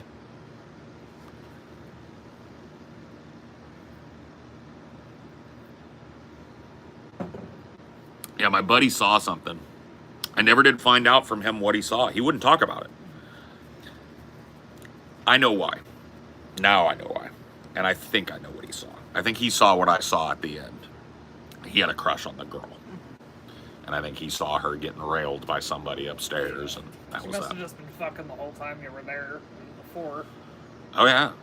Or just messing around or smoking or doing whatever they were doing up there, you know what I mean? I don't know what the fuck they were up to. But maybe he found her and maybe she told him what her intent was, and that pissed him off. I don't know. He wouldn't talk about it. And I didn't tell that story for fucking years because, you know what I mean? Like, what am I going to tell people? I didn't believe it. Nails man running the whole thing on that laptop. I think he did, dude. It was like a cue for crazy. When he pulled out the nails, that's when the butt naked shit started. That's when the fucking dominatrix shit started. That's when the fucking started. And as far as I know, that motherfucker just sat out there on that laptop all night. I don't even want to know, bro.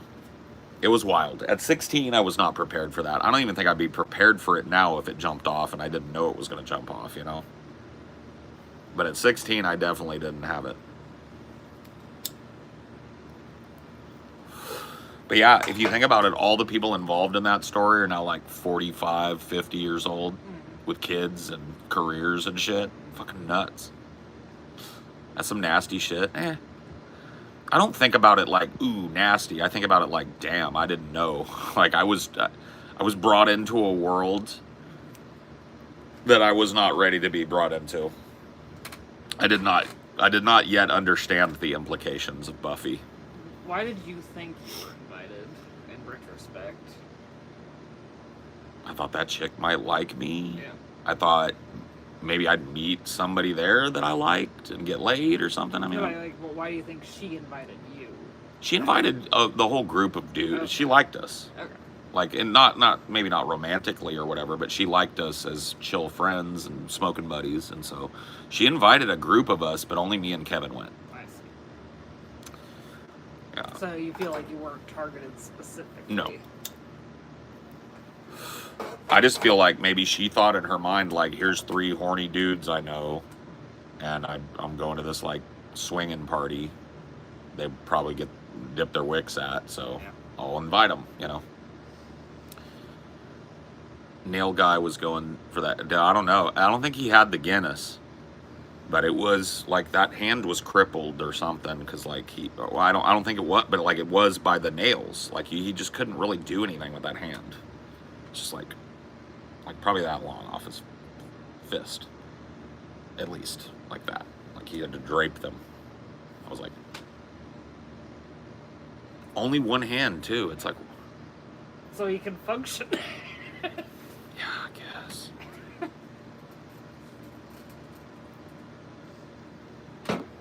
Other hand, fucking totally normal.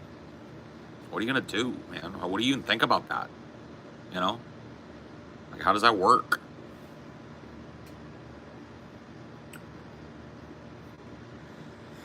I don't know. It's one of those wild ass stories, man. I've lived a crazy life. I think it's more like a lot of people go like, dude, Paul, you've been through a lot. It's like, well, yeah, but I think it's more of a reflection of the time that I was raised. If you think about it, like I was a victim of violent crime. It's a crazy story, right? At 17, when crime was at its peak in the 90s. So it was more the 90s than me that were crazy, I think. Because most of the craziest shit that happened to me in my life, most of it, happened in the 90s and early 2000s. Like that era of my life is unbelievable. Just, I don't know. It's hard to quantify it. Write a memoir. Terrified that I get some person on my table with something like that going on. What, like a big gangly fingernails?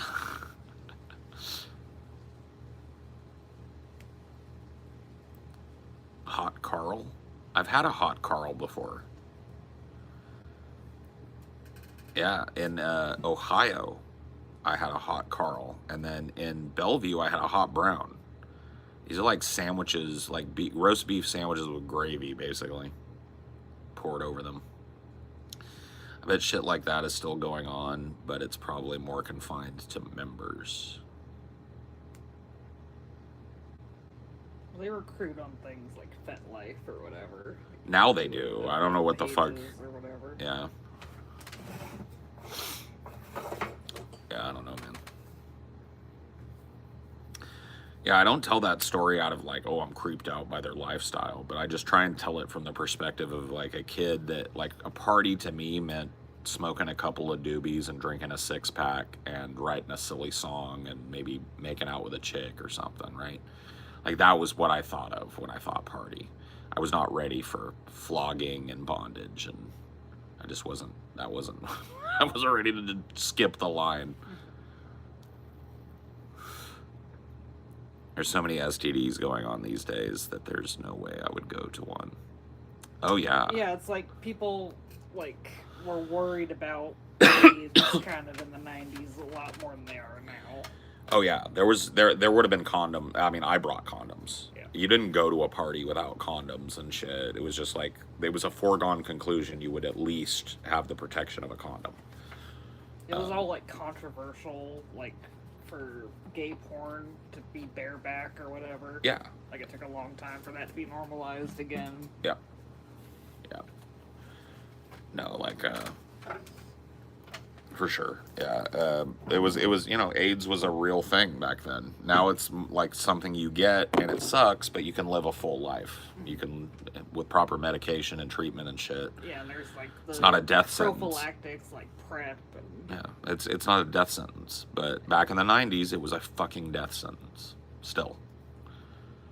And people took it very seriously, and it's like once that was kind of like marginalized out of society and the AIDS crisis or whatever was no longer hot news, this current generation is just fucking like crazy. Like the fucking millennials and sex ed also got suppressed. Yeah. A lot. Millennials and Zoomers, the ones that are old enough to be fucking, are fucking more riskily than my generation and the generation before it, at the very least. I won't speak for anything other than that. I don't know, maybe, I guess the generation before mine is the 60s, so. That was what started the that would AIDS. have, yeah, that might have been the beginning of the AIDS, yeah. No, but you were in the generation that was most panicked about it. Well, because the world was about to end Yeah. because of it. I mean, like, people, like, were talking about it being apocalyptic because it's, like, the most basic human thing. Yeah. Fucking. And that's how you get it. A lot more straight people were starting to come out with their diagnoses after that point. There's a couple of great movies. There's an HBO movie called And the Band Played On about the AIDS epidemic. It was an early bellwether for it not just being a gay crisis. And I remember it being a very controversial film back then because it intimated that it Do you was. want me to go get you a beer, baby? No, I'll grab one. Okay. I got it. It just intimated that there was. It was a straight problem as well as a gay problem. Yeah. People weren't ready to hear that.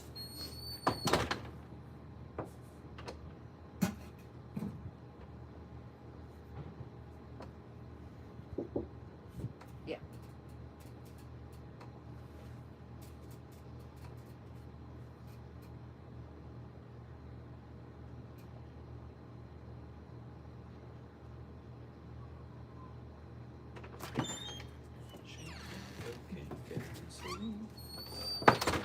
Church You key come out here. without it? Oh, you do? Okay.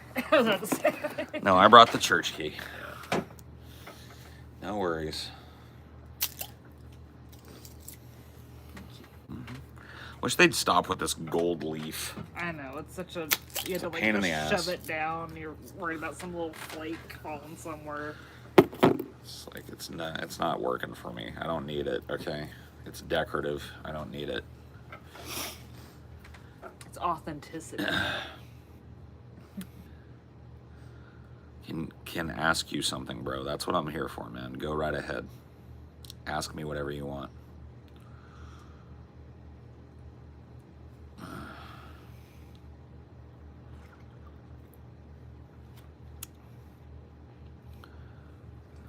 Closest thing I ever did to your story was a kinky Easter egg hunt, where it was just literally hunting Easter eggs in a sex dungeon. Well, No there you go. sex happened, no nudity happened. It was just a fun get together for kinky people. Yeah, I went to one fetish get together. I think in the fetish community it's called a munch, right? It was not a sexual thing. It was just a get together of people, but it was also like I figured out like I really don't want this to be I don't need to be a part of the community. Wasn't bad. People were polite and stuff, but it was just not my scene. So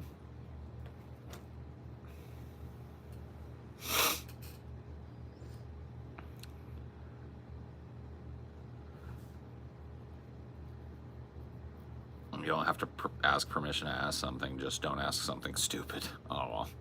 His question was stupid. I didn't see that one coming. And when he approached me with, can ask you something, bro, I thought that I was going to get a real deep question.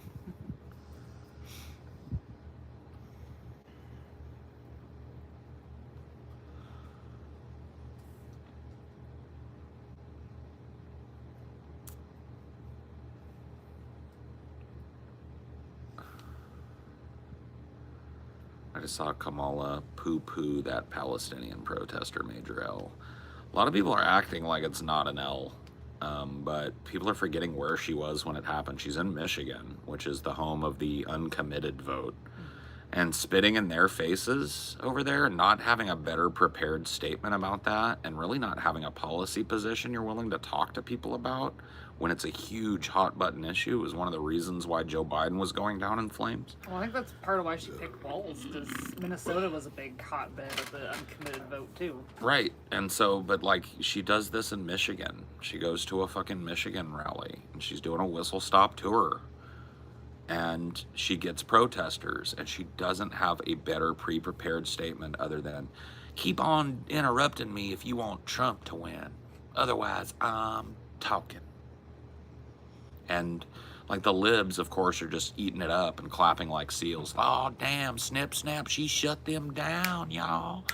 But like anybody with a modicum of political fucking like know-how knows that like you don't go to a place where there's a giant contingent of people that are against the war in Gaza and shit on protesters. That's not an own for your campaign. It might make the clapping seals on Twitter happy, and they might mamala you, but you need that state, and the people in that state are not going to forget that you took a shit in their front lawn. But by contrast, Bernie had that one moment where he let a protester take over. That's why I said she needs to be better prepped. Yeah. You can't let the protester come up and grab the mic. Yeah.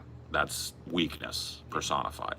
But you also can't take an issue that you're hoping people will vote for you on and shit on people who protest you for it. Well, she learned from the best. Joe, you ain't black Biden. Mm-hmm.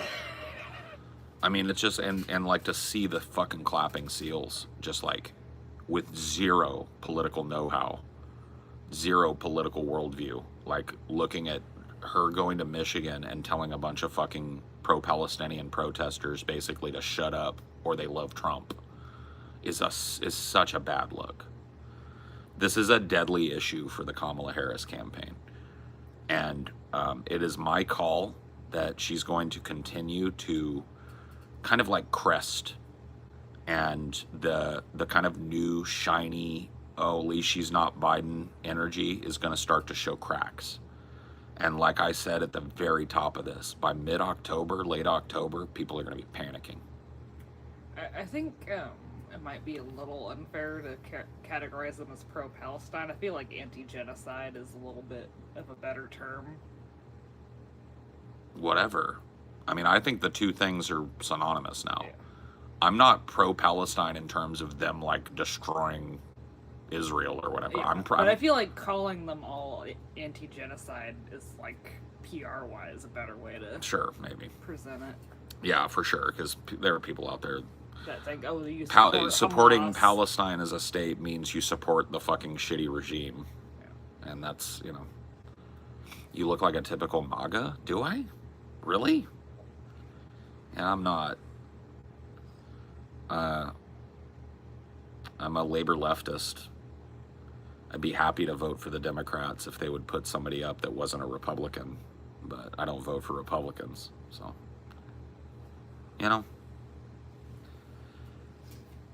Like, what about me looks, I don't understand, man.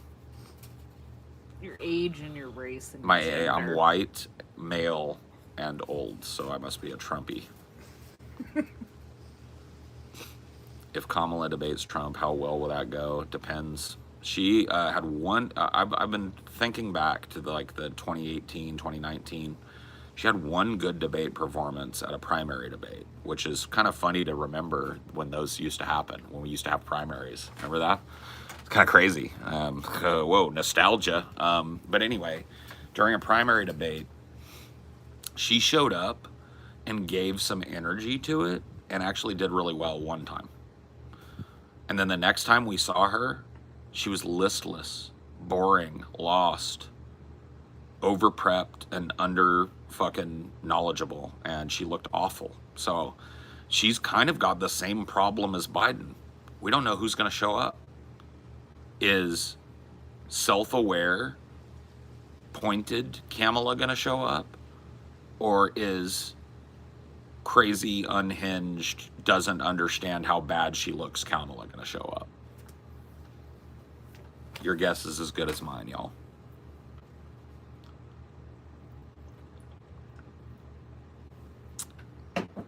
She's not just kind of awkward, she's brutal. She was a brutal DA and a brutal district attorney of California. Attorney General, sorry. Brutal. She was known for trying to keep people, nonviolent offenders, in jail. There was a guy who she kept in jail despite his conviction being overturned. I can't remember what the auspices were, but she kept a dude that was cleared by evidence in jail longer for whatever fucking reason. Put parents in jail for their kids. She would being lock up truant. single mothers because their kids would skip school. She was harsh on marijuana and marijuana dealers and possession cases. She fought to keep people in jail longer. She was brutal. She fought. She claimed she was against the death penalty, but then supported the death penalty. Yep, she's brutal. She is a cop through and through. So don't buy into her cutesy wootsy little mamala shit. She will be brutal to any kind of dissent. She has cop mentality. She will be brutal. She will continue to be brutal. to Palestine, she'll be brutal. To protesters and students that rise up and do sit-ins and shit, brutal. She's a cop. Don't forget. Live in the context of what is, okay?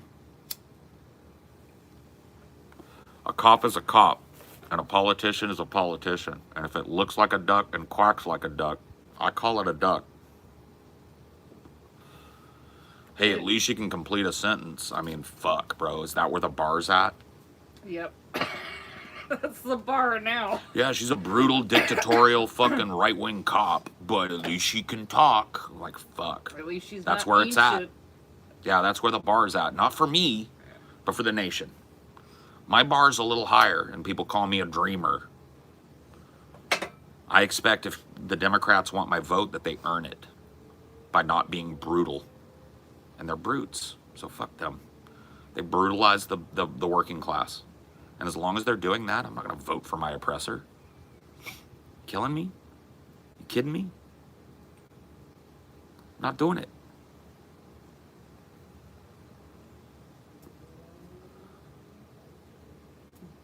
Apparently Joe Rogan endorsed RFK Jr. Oh, did he? Shocking. That's probably going to pull more from Trump, I imagine. That's the thing is, like, I don't know why Joe Rogan hasn't just cashed in on that Trump interview yet. Yeah. It would be the biggest fucking thing he ever did. I know he did the Big Bernie interview, and I mean, he all he would have to do is pick up the phone, and Trump would fucking literally trip over himself to come do it. But now he burned it basically by saying, "I'm going to do RFK."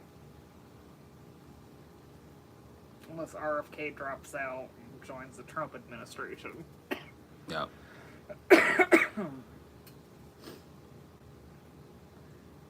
It's, you know. I kind of see RFK as more of a sad figure than an evil figure. I feel like he's just paranoid as all get out, and then he has the stupid brain worm thing that exacerbated it. Yeah, no, I mean, he's a hard luck, rich weirdo from a fucked up family with a fucked up political history, and it's fucked him up. You can just tell he's not all right.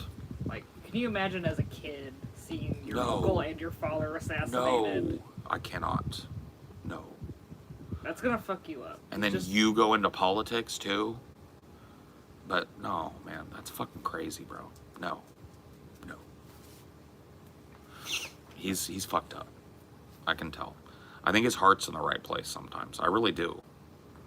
Like, I don't agree with a lot of his policies and shit, but I think the dude has his heart, if anything, in the right place on a lot of his policy.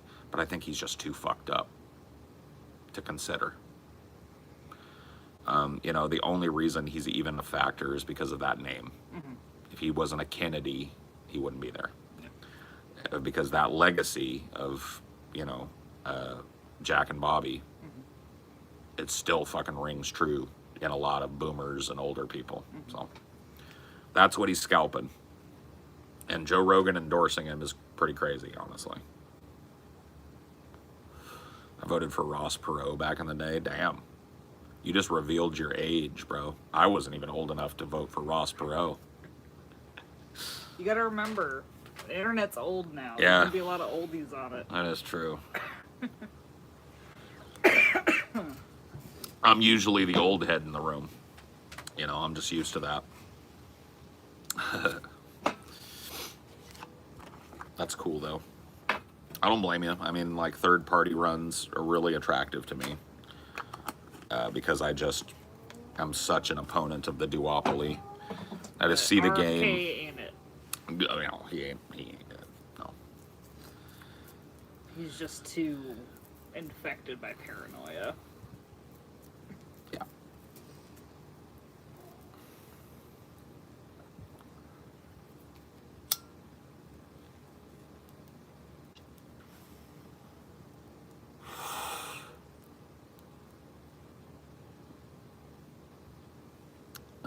It's the same strategy. People said Trump was going to be terrible, but once he governed, it was another story. We had peace and a better economy.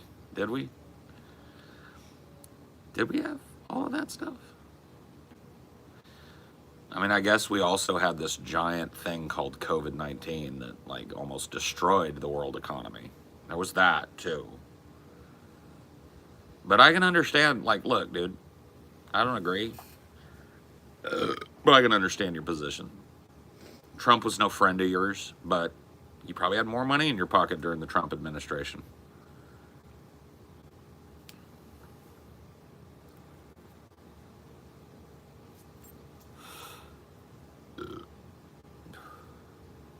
It's weird how like marginalized Ukraine's become in retrospect. Nobody cares anymore. Even all the Slava Ukraine idiots have moved on to other things. Now it's all just cop mullah cringe now. Just simping for the fucking fascist. Gotta vote for the fascist to beat the fascist, my dude. Like, I feel like beyond Biden calling Zelensky Putin, that's about the last time it was brought up. Yep. Dude, I've seen people saying, like, calling out Kamala for the same thing we called Biden out for, having no policy positions, and it's just a fundraiser page if you go to Kamala.com or whatever. And, like, the people, like, the libs are going, like, well, she just got a thing, she knows what she's supposed to do. And, like, that maybe worked in the first couple of days. But I feel like, I mean, she's basically gonna copy-paste Biden's... She already has. Yeah. She already has. When she's been asked about the major issues that people had with Biden, the border, the Israel conflict, she has either said directly herself or through surrogates that she has no changes in policy in mind. So, backed out on Medicare for yep. all. Zero Medicare for all. She doesn't support that anymore. Backed down on her fucking empathetic language back in 2019 on the border, where she talked about how brave it was for mothers to travel thousands of miles with their children and hire a coyote to bring them into this country just to give their children opportunity. And now she is Mrs. Do Not Come Border Czar. She's a fucking jackboot cop. And the fact that people are drooling over her is fucking retarded. Yep, she's no longer going to ban fracking. That was one of her positions from 2019 that she's walked back. Now she's in favor of fracking.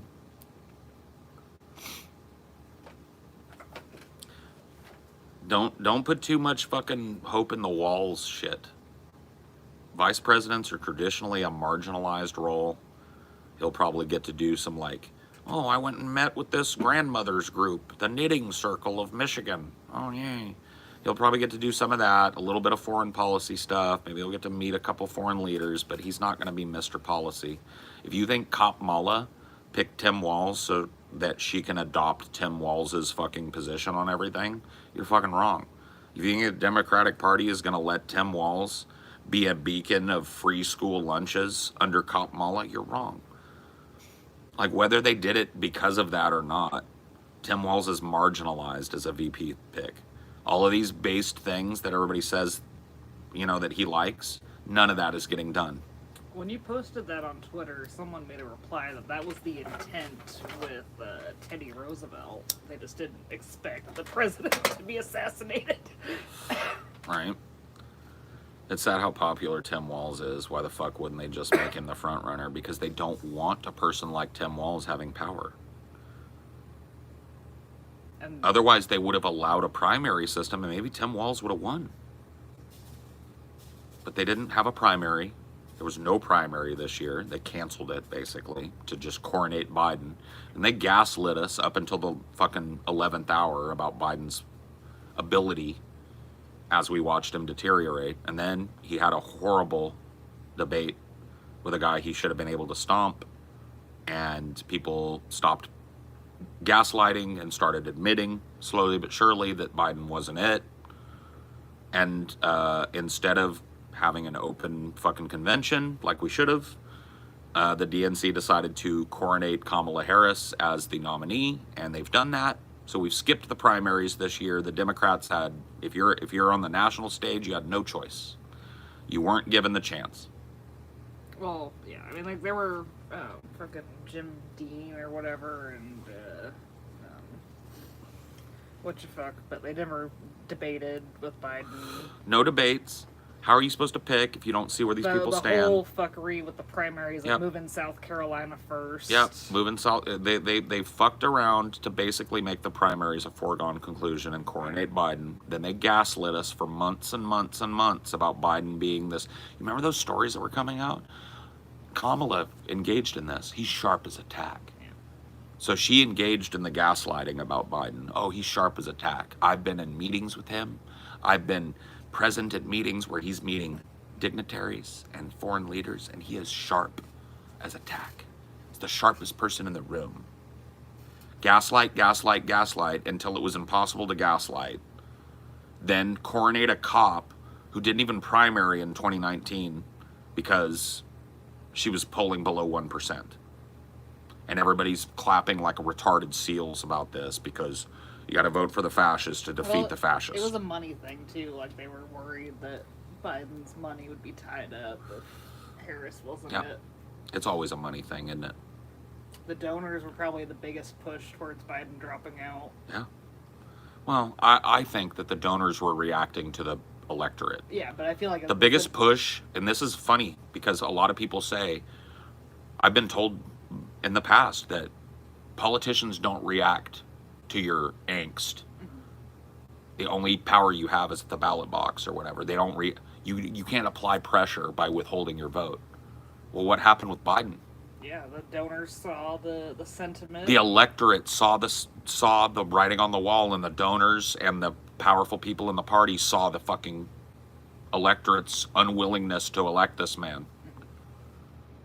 So if do we have power by withholding our vote until the last fucking minute and extracting concessions, or don't we? People seem confused about this.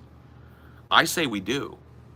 I say even if it was my intent up in here to go vote for Kamala, hold my nose, you'd never hear it out of my mouth. I will tell everybody that I'm not voting, or I'm voting third party until the last fucking second. And if I'm in the voting booth and I change my mind and I decide to give Kamala my vote, you'll never know it. And I think that is praxis. I don't think simping for Joe Biden and announcing your intent to vote for him no matter what, fucking 4 years before the election, is praxis. I want to see Medicare for all. I want to see the border hypocrisy ended. I want to see the genocide in Palestine ended. And I'm not going to be a simp until I hear some fucking rhetoric that they intend to do that at the very least. And even then, I'm going to keep pressuring. that's our greatest American right. People don't know how to do it anymore. All they know how to do is ride the vibe now. Oh, coconut mommy. They just ride the vibe now because they have no historical perspective. They have no political fucking wherewithal. They don't understand that, like, the parties do indeed react to the electorate when the electorate rises up and demands. But they'll tell you, oh, that's pointless. You can't push Biden left. May as well just simp for him for 4 fucking years. Why? But then when they do acknowledge it, they're like, oh, we got one Yeah, concession. We gotta based. pat them on the back or they'll never do Based. it again. Yeah, based. We got a concession, based. It's like, do it again and again, motherfucker. You saw a pressure point. They're weak. And what are you doing? Cheerleading. Why aren't you putting pressure on the wound? Get this bitch to say she wants Israel to stop. Get this bitch to say she's gonna fucking stop the hypocrisy at the border. Get her to support Medicare for all. Get her to say some shit. Be a clapping circus seal. It's not about their feelings, it's about their donors' feelings. Yep. And the donors are listening. The donors are watching your social media. They're listening. They're taking the temperature constantly. Can she win? That's how they do with the donating to a political campaign is an investment. She doesn't have a policy position yet on the record. Can she win? And the answer right now, if they're taking the temperature of Twitter and the fucking general lefties, is yep. Coconut mommy win. So So why would they fucking apply any pressure for her to change her positions on anything? Would you say that they look at the candidates almost exactly like stocks? Yeah. Yeah. Yeah. It's an economic enterprise. What are the chances of my investment leading to me having the ear of the president for 4 years? Good. Here's my money. Bad. Sorry. Better change something up and get the electorate on your side so it looks like you're losing. That's how you apply pressure. Morons, idiots, dumbasses. Yeah. Like, you're not pretending that Kamala herself is reading the tweets, but The DNC is. yeah. The donors are. The donors are taking the temperature of the electorate constantly. That's why they're constantly funding these polls and shit. Who do you think's paying the money for those polls? Political wonks who want to know which way the wind is blowing. Who do I There's a support? whole betting industry on the fucking thing. Yeah. No, like Las Vegas has a famous one that's pretty good at predicting the winner. You know?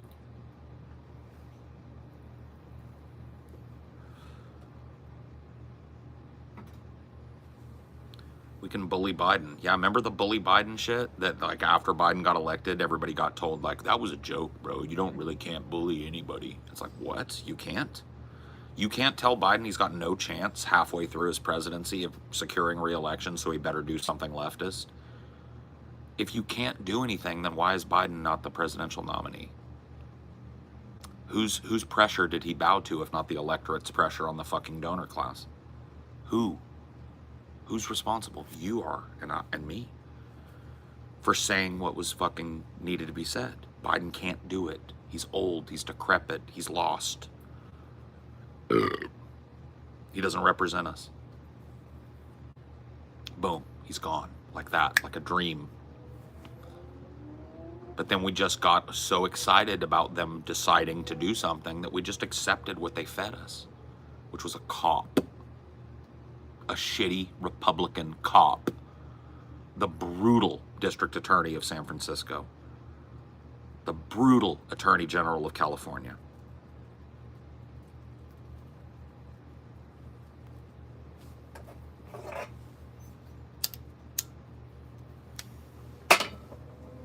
Do you want to go inside and get on the couch?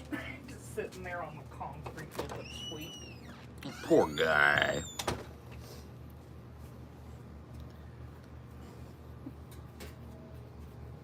No.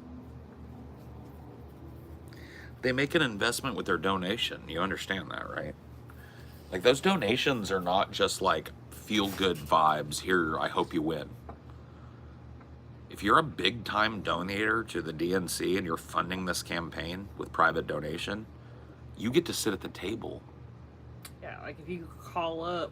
Yeah, you can call the White House and be like, hey, I want a fucking phone call from Kamala. And you get it. Like, oh, there's this bill in Congress that's going to hurt my business. Yep, there's a bill coming up that's regulating methane at farms, and it's going to hurt my beef business. And I'm going to need you to do everything you can to get the people to shut that down. They get the president's ear. I tell you what, why don't you do me a favor? Tomorrow, during business hours in D.C., call up the White House and ask to talk to President Biden. You don't get to. You'll probably never in your life get to be in the same room as President Biden unless you go to a rally. Okay? You don't get his ear. You don't get any influence over him. But if you gave him $1 million, he picks up the phone. You probably got his personal line. Well, like, we were watching that documentary, and, like, he was able to fly during the, what you call it, the 9/11 shutdown of the skies. Yeah. Yeah. Come on, D. Thought you wanted to be inside. What's his fucking name again? Oh, the guy that we fucking watched the documentary about.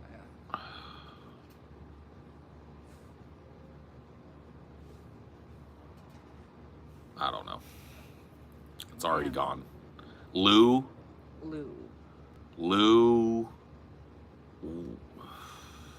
Something. Lou something. Lou Pearlman.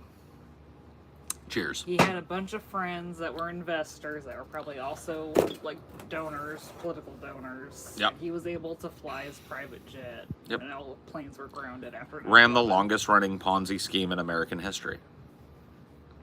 Got all the big bankers at all the big banks. Yep. Yep. And that's the power you have with money. He was able to make sure that NSYNC could fly on 9/11. He made a phone call to the White House because he was a donor. He was the guy that invented the Backstreet Boys and NSYNC and 98 Degrees and all of these boy bands from the late 90s, early 2000s. He was the mogul behind that. He was able to make a phone call to the president during 9/11 and get personal clearance from the president for his private jet to carry NSYNC across the country when every plane in the world was grounded. You don't get that unless you've got $1 million to give to a political candidate. Then you get that. And influence is power. Access is power. You understand that, right? If you had Joe Biden's ear, just think about it. Let's say that instead of just a pleb, you're a person that maybe you were the gardener for the Bidens. And you struck up a friendship with Joe Biden when you worked for him. And you have his personal phone number. And you can call him up and say, Joe, why are you doing this? You have a gift. You've got something that everybody in America wants. You've got the ear of the president. Now, I'm not saying Joe Biden would ever talk to a gardener. I'm just saying in that unlikely scenario, said gardener would have immense power. It doesn't mean he can influence everything that fucking is done. That's not what I'm saying. What it does mean is that he can have the ear of the president at a time when the president might be pensive or thinking about things. That's power. It's direct power. And you can buy that in America. If you got $1 million, you give it to the DNC, your name's on the fucking donor rolls now. You can pick up the phone and get some access. Get invited to the big dinner where the president has dinner with 20 of his top donors. Get invited to the big fucking rally, the after party at the rally, where you get to travel around with the president. You've and got the president's contacts, which are just as valuable. Even more valuable when it comes to Biden, because Biden won't remember who you are tomorrow, but his fucking chief of staff will. See?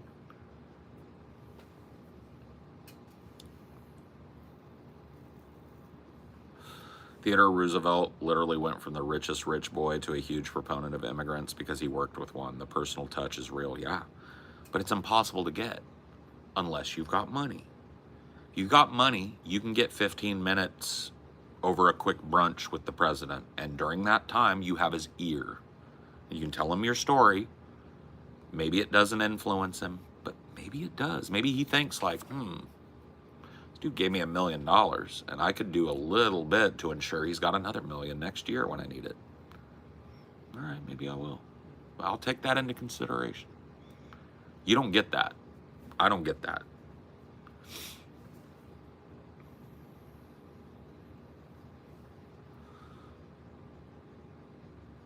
Money does give you access to any politician on both sides. That's why big corporations and corporate entities and conglomerates and shit donate. Split down the middle. They split down the middle. They donate to both sides. They might be feeling the vibe of one side. If one side is like tragically overrepresented and is going to win big, they're probably going to give more to that side. But it doesn't matter which, Republican, Democrat, they don't care. They give equally. Well, Trump gave equally. Yeah, it's hedging your bets is what they call it. It's like you want to be able to pick up the phone and say, hey, the Exxon Corporation was there for you when you needed money to get elected. Now we need you to influence this bill in Congress that's going to limit offshore drilling. Yeah. Are you going to be there this year? Because we were there last year. And the answer is typically, yeah, I'll be there. I'll use my influence on the Congress. Joe Biden's got massive influence there. He's a Senate staple. Yeah. I'll talk to the fucking old fogies in Congress and I'll get this bill blocked. Thank you for your support. You don't get that. Hey, dude, I can't pay my medical bills, Biden. My medical bills are too much and I'm just going into medical debt every fucking day. Can you give us an option as the public? Can you do that for us? You don't get that. You don't get his ear. And he doesn't care. The second level is the lobbyists. Those people are paid insane amounts of money, the big top ones. Like, you as an individual can be a lobbyist, but good luck trying to get... Yeah. I mean, look, there are ways to do direct action where you might get the ear. Like, I'm looking to do that probably early next year. I want to be at the House of Representatives, at the Senate, in the publicly available areas, waiting for senators and representatives to walk by so that I can ask them pointed questions and get it on tape. You can do that, but that's all you can do. And you're never going to get within an inch of the president. He doesn't walk around in public areas, and if he does, it's carefully orchestrated crowds, and you're not going to get his ear for longer than 5 fucking seconds. Dude, politicians, there are a lot of people who go into national level politics and don't even really care. They're there to get elected so that they can get the $1 million lobbying job. And that's totally legal. You serve a term or two, develop all these connections with people, personal connections with senators and House members and Congress people. Lose your seat because you didn't even really try. And then fucking next week you're working at K Street, lobbying the very body that you were elected to. Look at what committee you got put on. Yep. And You're a tobacco lobbyist, you're an oil lobbyist, you're a fucking defense lobbyist, whatever it is. Whatever committees you were on and whoever your connections were, that's who you get a job with. And you just go and use all those personal connections. I got everybody's cell phone number now. I know everybody that's serving. I know what bars they hang out Yeah, I know where they go. I've been over to their family's house. I can just drop by. Oh, hey. Just thought I was in the area. Let me talk to you about weapons. You don't get that. You show up at a senator's house and go, hey, I just dropped by and I was in the area. I'm a constituent of yours. They're going to tell you to go get fucked and call the police and have you fucking trespassed. But if you worked with the person for fucking 4 years, had their your kids know their kids and your wives know each other and all that shit, man, you got the fucking phone number, bro.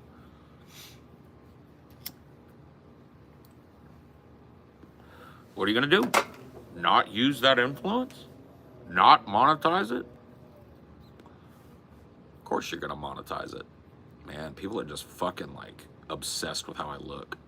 I'm going to put my hair up so people stop talking about it. I got like 3 comments when I looked right now. Somebody's going like, hi, I'm from the Philippines. Nice hair. And then another guy was like, Thor? It's like, oh my God, bro. I'm way too fucking fat to be Thor. If you can't tell that. I guess Thor was fat in one of the movies, but he got skinny again, so fuck you. He was fuscular in one of the movies. He got fat. But they put him in a fat suit, okay? The guy underneath it was still fucking ripped.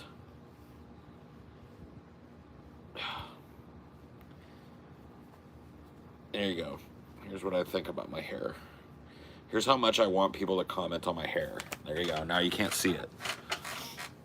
Now it's just a pile of shit on my head. Cool? Can we actually talk about things that we're talking about now in the chat? Can it not just be like herpty-derpty-derp, like your hair fucking drive-by nonsense bullshit? We're talking about politics. We're talking about history. Can you guys participate or shut the fuck up? Thanks. Anybody commenting on what I look like? Just, they're gone. Order 66.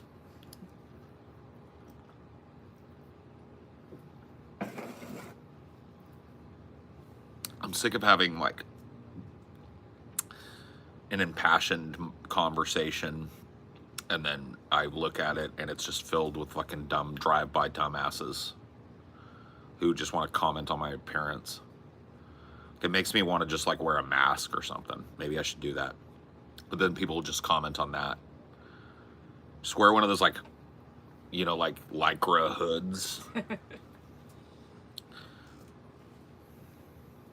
What's the most important? conversation you've ever had. I had a conversation with Leonard Nimoy about a performance that I did for him. Dinor, get the fuck in. Come on. Go. That is so scary when you do that, bud. Oh my god. He drives me nuts. He has those hound vibes. Yeah, probably the most important conversation I ever had was with Leonard Nimoy. It changed my whole life perspective, and I think about it all the time. He listened to my monologue, and then he gave me a very harsh critique about how little effort I put into it. And it made me realize that if I wanted to be good at something, I had to give it everything I had. And I know that's like real, like fucking like dad advice, but when it's coming from Spock straight to your face, it's kind of like, it hits different. Let's just put it that way.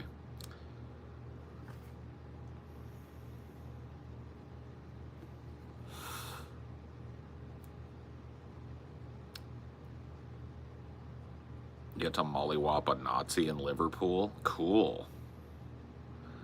I mean, that, you know, I don't ever like say go punch somebody because you end up going to jail for that. But I mean, I'm not going to cry about a Nazi getting mollywopped either. So, you know, it's a pretty neutral fucking thing for me.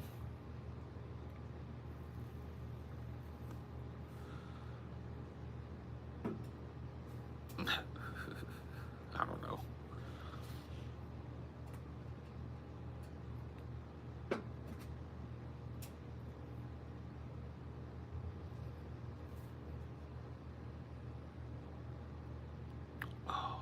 Yeah, these beers were a good idea. Yeah. I think I'm gonna have one more. I'll grab you one more, and you want me to start dinner? You think you could eat in about 45 minutes or so? I don't know, probably not. Okay. My stomach has been fucky today. I'm sorry. That's okay. You can make something, and then I can like I'll probably I just don't want you to go hungry. Yeah, well, it's like it's kind of hard to like keep the stuffed peppers just for. Yeah, later. That's true. I'm sorry. So maybe I'll do the pasta, because that's something that you could have leftovers. The Brussels sausage pasta. Oh yeah. I could do that, and that's something that'll keep pretty. Yeah, because I'm sorry, I just don't feel like I could eat. Yeah, like, I'm not even super hungry. I just don't want to put it off until I'm like half asleep trying to do it. Oh yeah, so. No, you don't. And like honestly, if you just want to make something quick and easy, you can just do that, and I can. You know what I mean? Like you don't have to go all out. We can. It's like I don't always feel this way, but I just have days, you know how I am, where it's just like, I don't want to eat anything. I had a ramen today, and that's beer. And beer, and that's all I've wanted, and so, I'm sorry. I'll get you another beer. Yeah, you can make mac and cheese, that's a good point. You could just do a mac and cheese for yourself, and eat what you want of it, and put the rest of it away for me, and later on, if I'm hungry, I'll eat it. Alright, cool. Who gave you that idea? That was Matt Blank. Cool. He's a mod. Idea. He's a mod. Yeah, Matt Blank is the fucking winner. Do you want me to make the craft box, or do you want me to take some of the Velveeta we have and do it with pasta? No, you can do it with craft. Okay, I'll just do that. We have like 5 boxes. We may as well eat them. Yeah. All right. Can't never go wrong with mac and cheese. That is so true, dude. And it's like so inoffensive. Like when you're not feeling like eating anything, like just a little bowl of mac and cheese is like always welcome, right? I have those days. Like I've been weird with food my whole life, bro. You have a question? Cool, ask it. I've kind of felt a little bit the same way. I wonder if that ceviche wasn't great or something. Maybe. It tasted good. Yeah. But I wonder if maybe, like, even though it was like within the date on the shrimp, I don't know if maybe it was. You got me, baby. I don't know. I'll fix some mac and cheese. If you whatever you want, whatever you want to do. Okay. Yeah. Thank you, baby. I love you. Love you too. You want to come in, D? Come on. Do you want to sit out here, or do you want to go inside?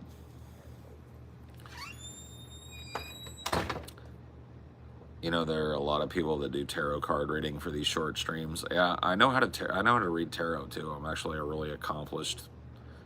I think it's bullshit, by the way. I'm one of those people that like will tell you it's all a trick, but it's fun.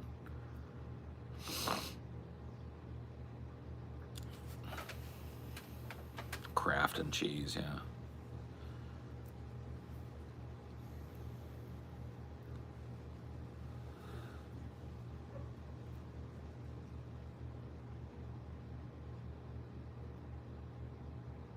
Thank you for admitting that, at least, of course. Yeah, no, tarot is fun, but it's total bullshit. It's a trick. It's like, okay, so, excuse me. It's social engineering, right?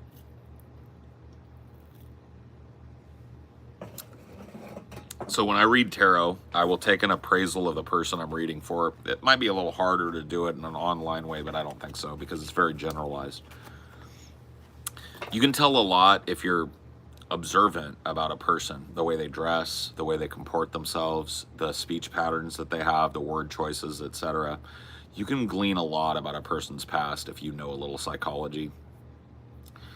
And talking to that person in an open way, like people love when you ask genuine questions about them. And so you'll do that in prep for the interview and prep for the reading, just like it's like small talk. But really what you're doing is finding out what this person's moral compass is. And at that point, the cards just become a reflection of what you want them to say. So you can find lots of videos about tarot that'll tell you what like the Seven of Swords means and what the, you know, and you can learn those things and they're good guidebooks, but really it becomes an audio-visual manipulation fantasy at that point. You can have that as a guidepost, but really you want to be able to say whatever you want based on the cards. And it's an exercise in creativity, right? Like a horoscope, right? You want to say something general that hits home. And even if you're wrong about half the shit you say, if you're right 50% of the time about a person's general disposition or what they want in life or what their desire might be deep down, you can say things like, for example, if I'm reading for a man, the relationship with that man's father is always a central part of my reading. Because men have strained relationships with their fathers, one way or the other, right? I zero in on that. If I'm reading for a woman, I will zero in on relationship difficulties. Women are generally, to a degree, dissatisfied with their partners or their romantic life. And so I will focus in on the relationship that their parents had and the relationships that I believe that they've had, right? And then, you know, there's a lot of other things. I mean, you have to meet with a person. Not every reading is the same. I have seen Nightmare Alley, yeah. It was very fun to watch the guy talk about how, like, it's always the father. You know what I mean? It's so true. Like, when you learn tarot, you learn that, right? There are certain things that are pretty fucking ubiquitous about the human experience. People don't talk about them, though, and so to have them called out by somebody who's reading the cards can feel very magical.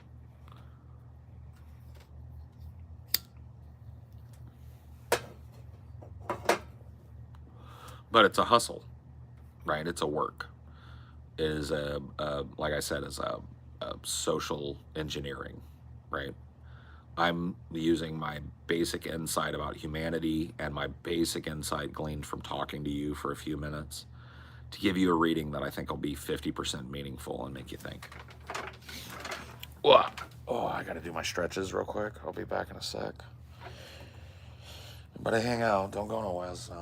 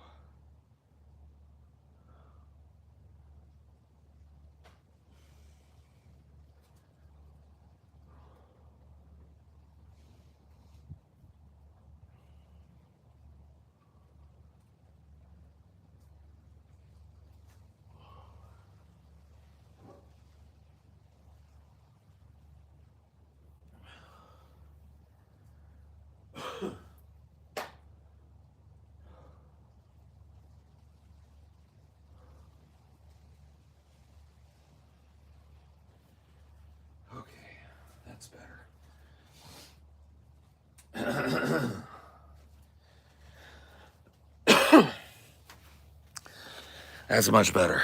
Whew.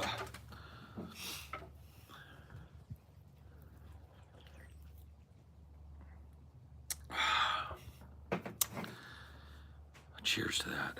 Feels great. Would you rather die in a locked sauna or be drawn and quartered? I skipped that question earlier. I'm going to skip it now. These either or questions are not interesting. Would you rather eat a dog turd or a cat turd? It's like I'd rather not. How about that?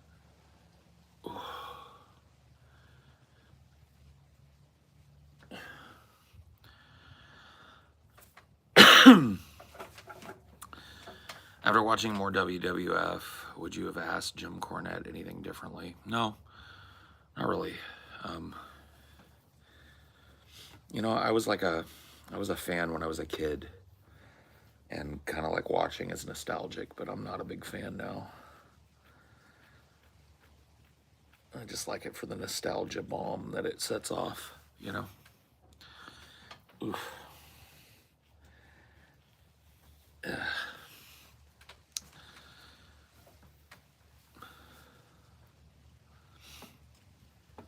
Yeah, Elvis and the Beatles, yes.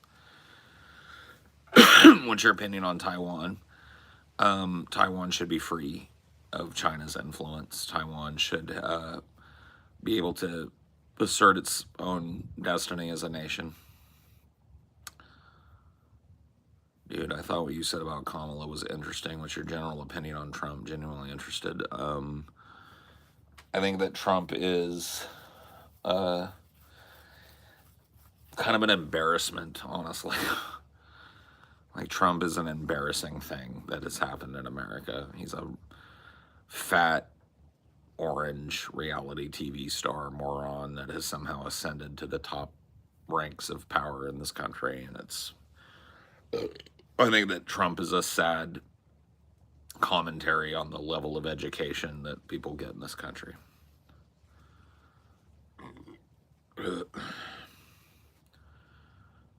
I'm a native-born psychic, empathic, intuitive medium, given name in my tribe is she who sees and dances between the veil, and I only do blind readings and use cards for those who need visual clarification. All right, buddy. Don't be mad at me because I told people it's bullshit, okay? I'm just being honest. You can be a native fucking medium, you're still bullshitting people. You're not a psychic. If you were a psychic, you could demonstrate psychic ability and we would know that psychics exist. You're playing a fucking card game. You're doing exactly what I said. You're giving people generalized readings based on assumptions you've made about their physical demeanor or their personality. Blind readings. Give me a fucking break. Like I said, there are things that exist in a continuum across human experience. So you can say like very generalized things and give people comfort and insight, but it's the same shit. I just exposed the game that you play, and that's okay. You can keep playing that game. But know that I know that you're not magical or psychic. You're not communing with the spirit realm. You don't have anything like that. You're just bullshitting people. And that's cool.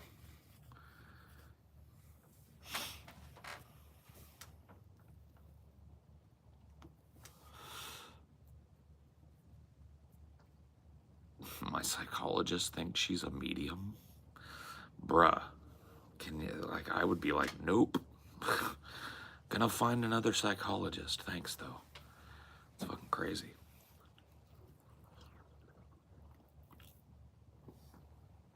Ban this IDK, idiot. You want me to recap a 140-minute stream? Get out of here, bitch. Nobody cares that you're here. Nobody cares that you came. And nobody will care that you went. You think that the end of the world could be within our lifetimes? No, probably not. Everybody thinks that. Nobody's right. I'm going to go ahead and say that I'm not. The world will not end in my lifetime. World may get shittier in my lifetime, but it won't end.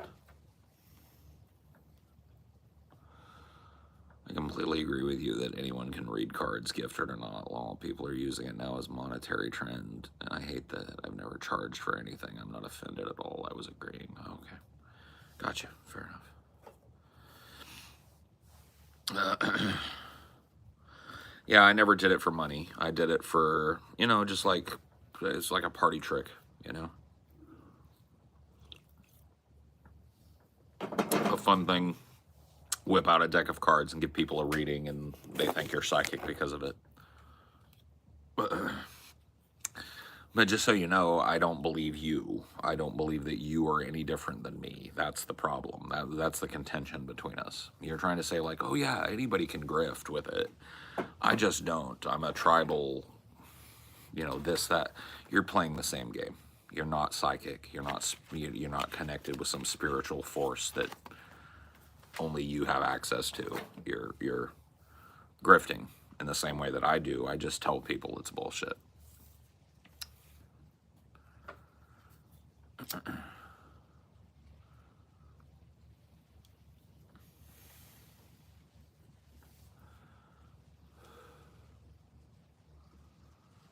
Yeah. There's a regret. I'm sensing regret. Jareth, I'm going to do a reading for you right now, okay? Jareth, I'm sensing regret. Deep, abiding regret. And I think, Jareth, there's something that you just don't forgive yourself for. I'm getting a strong sense from the other side that there's something that you have trouble forgiving yourself for. Maybe many somethings.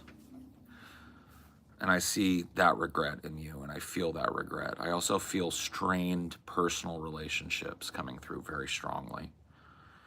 You've had problems with another person in your life, okay, Jareth? And you've had arguments with that person, okay? Maybe you don't see eye to eye with that person, okay? I'm also sensing that you know somebody that has passed. Sensing a man, might be a woman though. It's not clear. The energy isn't clear, but what I do know is that someone on the other side is really interested in what you're doing, and you may not realize that. And I just wanted to let you know that as well, Jareth, okay?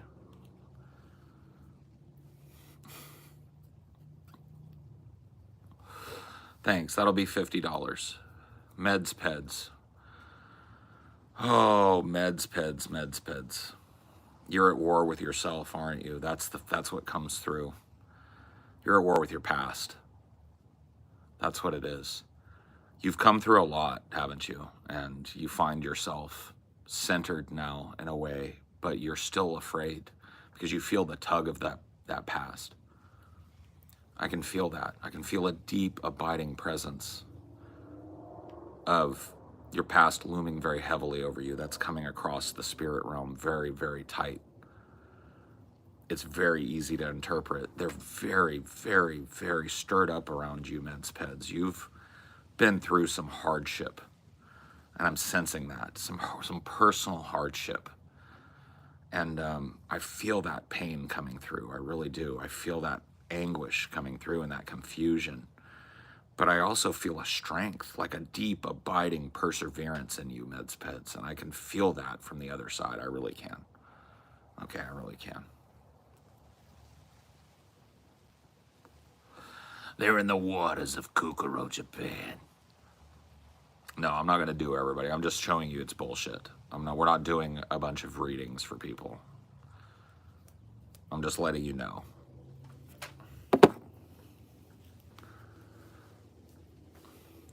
It's all bullshit, guys. Cheers. Cheers. Mm-hmm. You felt pain. You felt loss. You felt anguish. You feel regret. There's something you don't forgive yourself for. There's a strained relationship in your life. There's violence. There's sadness. You know, whatever. Well, thanks. Yeah, I'd say that applies to me about 90%. I mean, I know a little bit about your past, and so I fucking, but that just shows you how, if I were a different type, that's how I would use it, right? What little bit I know. You've had struggles with substance abuse. You had a partner that passed, right? I generalized it.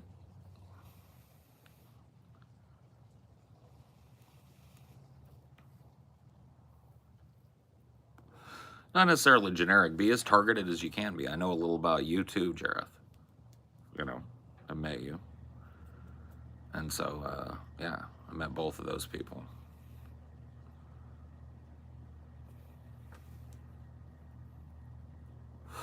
Those things that you share about yourself that you wear on your sleeve are usable against you by cunning, manipulative people that will claim to be magical, okay? And I'm just giving you like a taste of what you can do if you know the performance aspect of being a quote-unquote psychic or whatever the fuck, right? It's a joke. It's kind of cruel, honestly. Because people want to be understood and they want to be comforted, and you give them false comfort by acting like you can see something in them that they don't want to share, that they don't want to wear on their sleeve, but they do. Everybody wears their past on their sleeve. Everybody. And it's just a matter of generalizing the human experience to a point where somebody's going to pull it, right? It can be used in a very predatory way. Absolutely. Yeah. It can be used, I mean, people use social manipulation to scam old people out of money, to, get young people to invest their life savings in this, that, or the other, right? Like these types of techniques are used to manipulate people in very negative ways. And it's why I always call it out when I see it, because I know it. I practiced it. You know, reading the cards is like magic to people. If you were to sit down with me, see, it's harder for me to, I don't practice it much, so it's harder for me to conceive of doing it for somebody that, in such a general way that I can't see that person. I can't meet that person. I can't talk with that person throughout. But if you were to meet me, I could probably blow your mind with the cards. You'd probably leave there feeling seen, but really all I'm doing is basic human observation. And I'm couching it through this magical process of the cards, right? Or the psychic spirits that are speaking to me. John Edwards type of shit. Fucking, what's that bitch's name? The Kukuro bitch. Yeah. He's in the water, honey. He died in the water.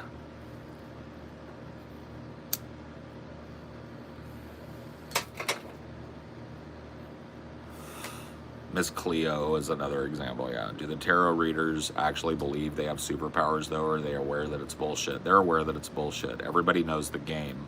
Some of them will just never admit it.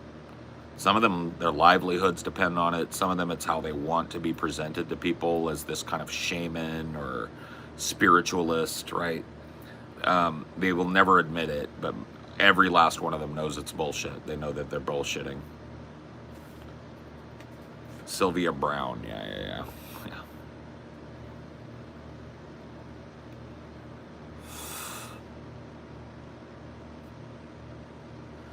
No, I don't think most of them that are working in the business are using it day to day by their own bullshit. Absolutely not. Nope. I've met a lot of people that are into it. They all know it's bullshit. People often cope by making themselves feel special. Yeah, it makes you feel like a special magic person. Like, oh, the weird thing about me is I'm kind of psychic. Yeah. My tribal name is He Who Perceives All From Above, and I can read the cards. You know what I mean? And people go like, oh, well, do me. And then that's it. That's like saying, like, manipulate me.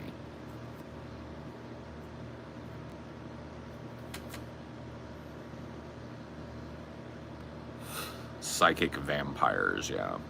Paul, can you explain the open borders argument when it comes to immigration? I always hear, yeah, open borders, y'all, but I never hear the why part. So America, if you look at the history of America, it is the story of immigrants. Everybody that has come here, unless they are American native, right, Indian folk. If you're not that, if you're white and you live in America, or you're Mexican and you live in America, you're a transplant here. It's a country of immigrants. And us pretending like immigrants weaken this country when they've done nothing but strengthen it is hypocritical. So, cheers.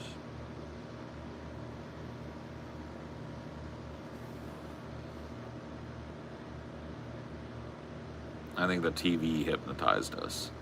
I don't know about that, bro.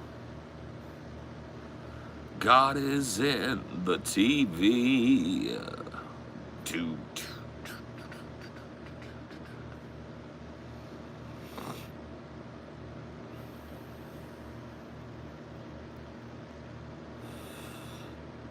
Yeah, there are people that get very defensive of that magic shit too, because they have to be. People get real mad. They'll be like, "Oh, you called me out," blah blah blah blah blah, and they get very mad about it. I've got work in the morning. I'm taking off. Have a good night. Yeah, have a good one, meds. Rock is deader than dead. Shock. Can you hypnosis people? Yeah. Yeah. I could. I can. I have. Yes. I would say that all countries outside, a lot of, okay, so the hypnosis thing depends a lot on your personal fucking psychological makeup. Some people are suggestible, some people aren't. If you're suggestible, I can put you under. It's like telling someone their religion is made up. To some people, yeah, but it's more monetary. It's a grift. It's couched oftentimes in religious terms, but it's a grift. It's always been a grift. It always will be a grift. But so is religion, ultimately. So immigrants are not here to steal your cookie. All the cookies belong to the ultra rich. Yeah. No, I mean, this is like, it's a very solid tactic to get blue collar people to hate other blue collar people because of the color of their skin. Keep the population divided amongst themselves. A house divided on its against itself cannot stand. Daddy government gets to run the fucking business and tell you who to hate when it's really them you should hate. It's them sowing division in the same class. Those people that are coming across the border are blue collar workers just like you. They're just looking for opportunity. They should be welcomed into this fucking country. They would enrich this country. But instead, they're treated like others. They're treated like lazy layabouts and usurpers. And that division is sown by just negativity from our political class and our corporate class and our donor class, our owner class, all of that shit, right?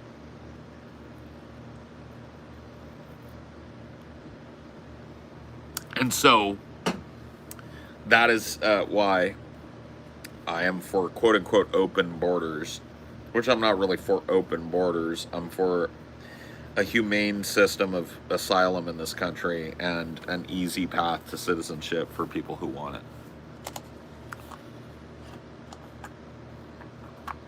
No judgment here, but considering what you said, is it possible to offer a reading for money and be ethical? Seems unethical under any circumstance. Again, not judging. I don't really get into the ethics of it, to be honest with you. People can pay for what they want. People pay for stupid shit all the time that I would never pay for, and I don't really get into the ethics of that. How you spend your money is how you spend your money, and somebody being there to offer a service, whether it's a fucking grift or not, is really not under my purview. You know, people are going to do what they do. People are going to believe what they believe. First generation Mexican, my brother's already on his way to becoming a millionaire. Yeah, I mean, it happens, bro. That's what I'm talking about. Just like America is supposed to be this land of opportunity. Give me your tired, your poor, your hungry, your huddled masses yearning to breathe free. I hold my lamp beside the golden door, etc. That's America. That's the America I believe in. And that doesn't include a militarized border and otherizing immigrants and the fucking kind of like anger and class division that I see coming out of both sides of our fucking political system. Republicans and Democrats alike are guilty of this. And I can't support it.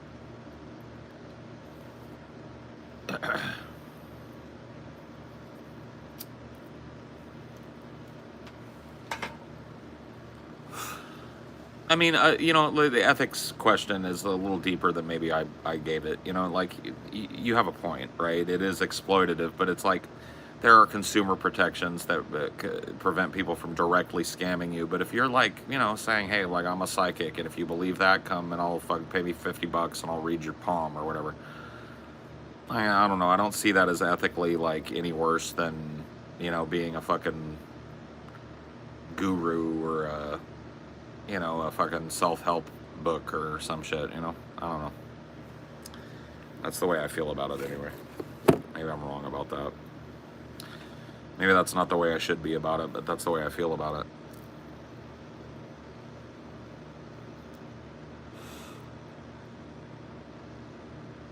I mean, I wouldn't trust anybody that does readings with anything personal unless you knew them for a long time and they're being open with you about the scam nature of it and shit. But like if somebody's like maintaining that there's some kind of like a wizard, like a palm reader or psychic, a spiritualist or whatever, I think it's fair to like question the veracity of the things that they say, especially when it comes to like personal things.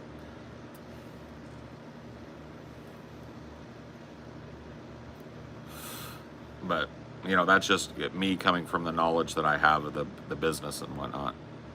The business and just the exploitation, like kind of like manipulation method.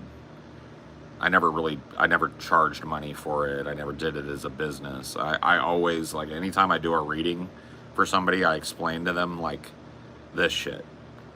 Like, I'll go, like, hey, what I'm about to do for you is bullshit. If it means something to you, cool. But I just want to let you know that it's a game that I've learned how to play. Now, with that, let me start your reading. And that's how I've always done it. Except for like back in high school when I first learned, you know, when it was a party trick or whatever. But as an adult, I've never exploited anybody, and I've never in my life charged money for a reading or... Yeah, I had a couple of friends that got kind of pyramid schemed, MLM kind of pyramided back when I lived in Arizona. I was in my very early 20s, and I had a couple of friends there that got sucked into, I can't remember, I'm sorry, I'm burping a lot, but it's the beer. I can't remember.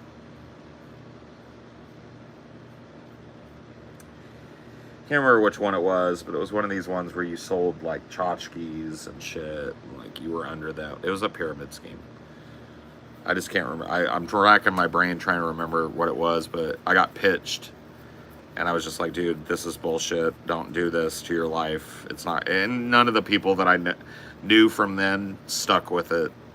Like they figured out it wasn't a money-making thing, and they stopped doing it. But yeah, I was pitched by a couple of friends on an MLM once.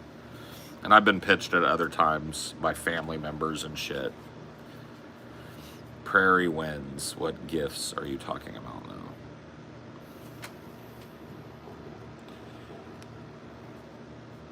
My gifts were free to me. I would not feel right to charge someone. I truly don't mean to come across as wrong. The wrong way. Only reason I shared that was to say I agree with you in so many ways about it. And no, it's all good. I'm not trying to be a dick about it. You say what you want, but I just like how you're seen. Right? You may personally be a very rare case that believes that you're gifted, but you're not. You might be a gifted social climber or a gifted social manipulator, but you're not gifted in any kind of spiritual or psychic way. There's never been any proof in all of the fucking years that scientific examination has existed of any kind of psychic power or communication with the other side or whatever your gift that you're claiming to have is. And I know that you're a fake. And I know how you fake it. And that's, you know, it is what it is.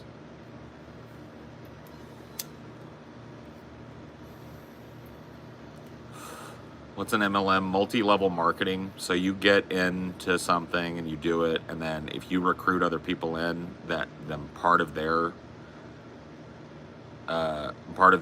income comes to you. It's a pyramid scheme. So multi-level marketing is what it's called.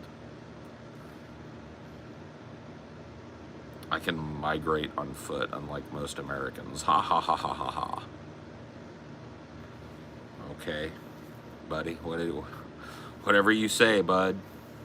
Cheers to that. Ha ha ha ha.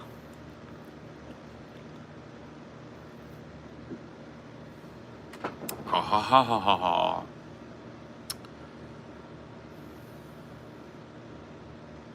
Paul, do you know who James Randi is? Yes. Exposed Uri Geller and a number of other psychics for being fakes. He maintained, I think his foundation still exists. He passed away, but I think the Randi Foundation still maintains $1 million cash prize for anybody that can demonstrate psychic ability.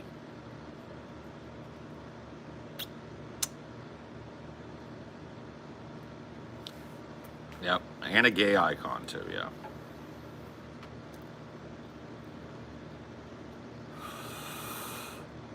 Supernatural bullshit. And it's existed as long as human beings have existed. I can speak to the dead, I can speak to the gods, I can speak to the sun, I can speak to the volcano, and it's just no different now. It's all a joke. I mean, the spiritualism shit is not new. The show Medium had nothing to do with it, Lloyd. People were doing this shit when I was a baby. Like, there were these, like, you know, wackadoo kind of like spiritualist people, and like, it's as old as humanity. I mean, like, the oldest form of religion is I speak to the sun god. You know what I mean? I'm the one that can interpret the sun god and the storms and the mountain and the clouds, right? And it's been a work from the jump, and it's still a work today.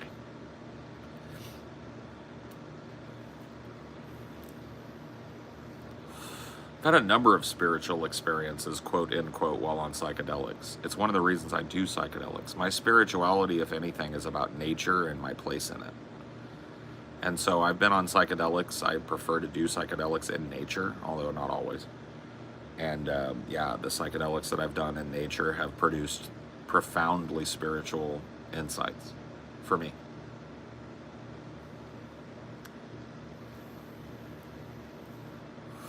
Serious question. Do you group remote viewing astral projection with what you know is bullshit? Yes. Yes, it's bullshit. Somebody claiming to be able to have purview over something they're not having purview over is bullshit.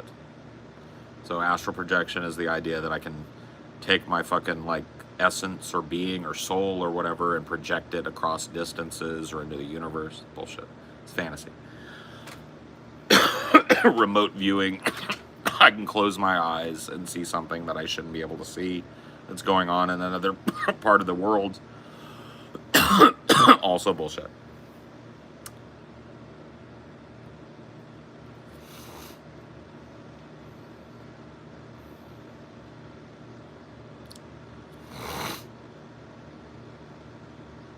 I think astral projection might be legit, but it's a trick of your No, it isn't. The idea of the brain and human consciousness is so fucking crazy, and its power is so underappreciated, that when you introduce certain chemical compounds or even just like deep meditative belief, you can create incredible, strange hallucinations and deep fucking, like, anachronistic thoughts, and all kinds of strange experiences can be induced with and without drugs. The human brain is incredibly complex, and our consciousness as it exists is fragile and tenuous and based on limited information. When you realize that about us, we become more like, it's an empathetic thing to me. It lets me know why we're so scared as a species, why we're so afraid of ourselves and each other and other things.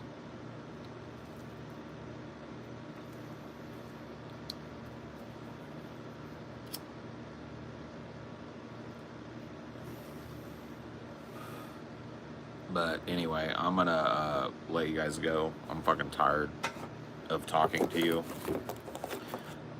Not trying to be negative. I'm tired. I want to go play video games or just chill out and watch a movie or something. Maybe eat some mac and cheese. I don't know. We'll see. But it's been real.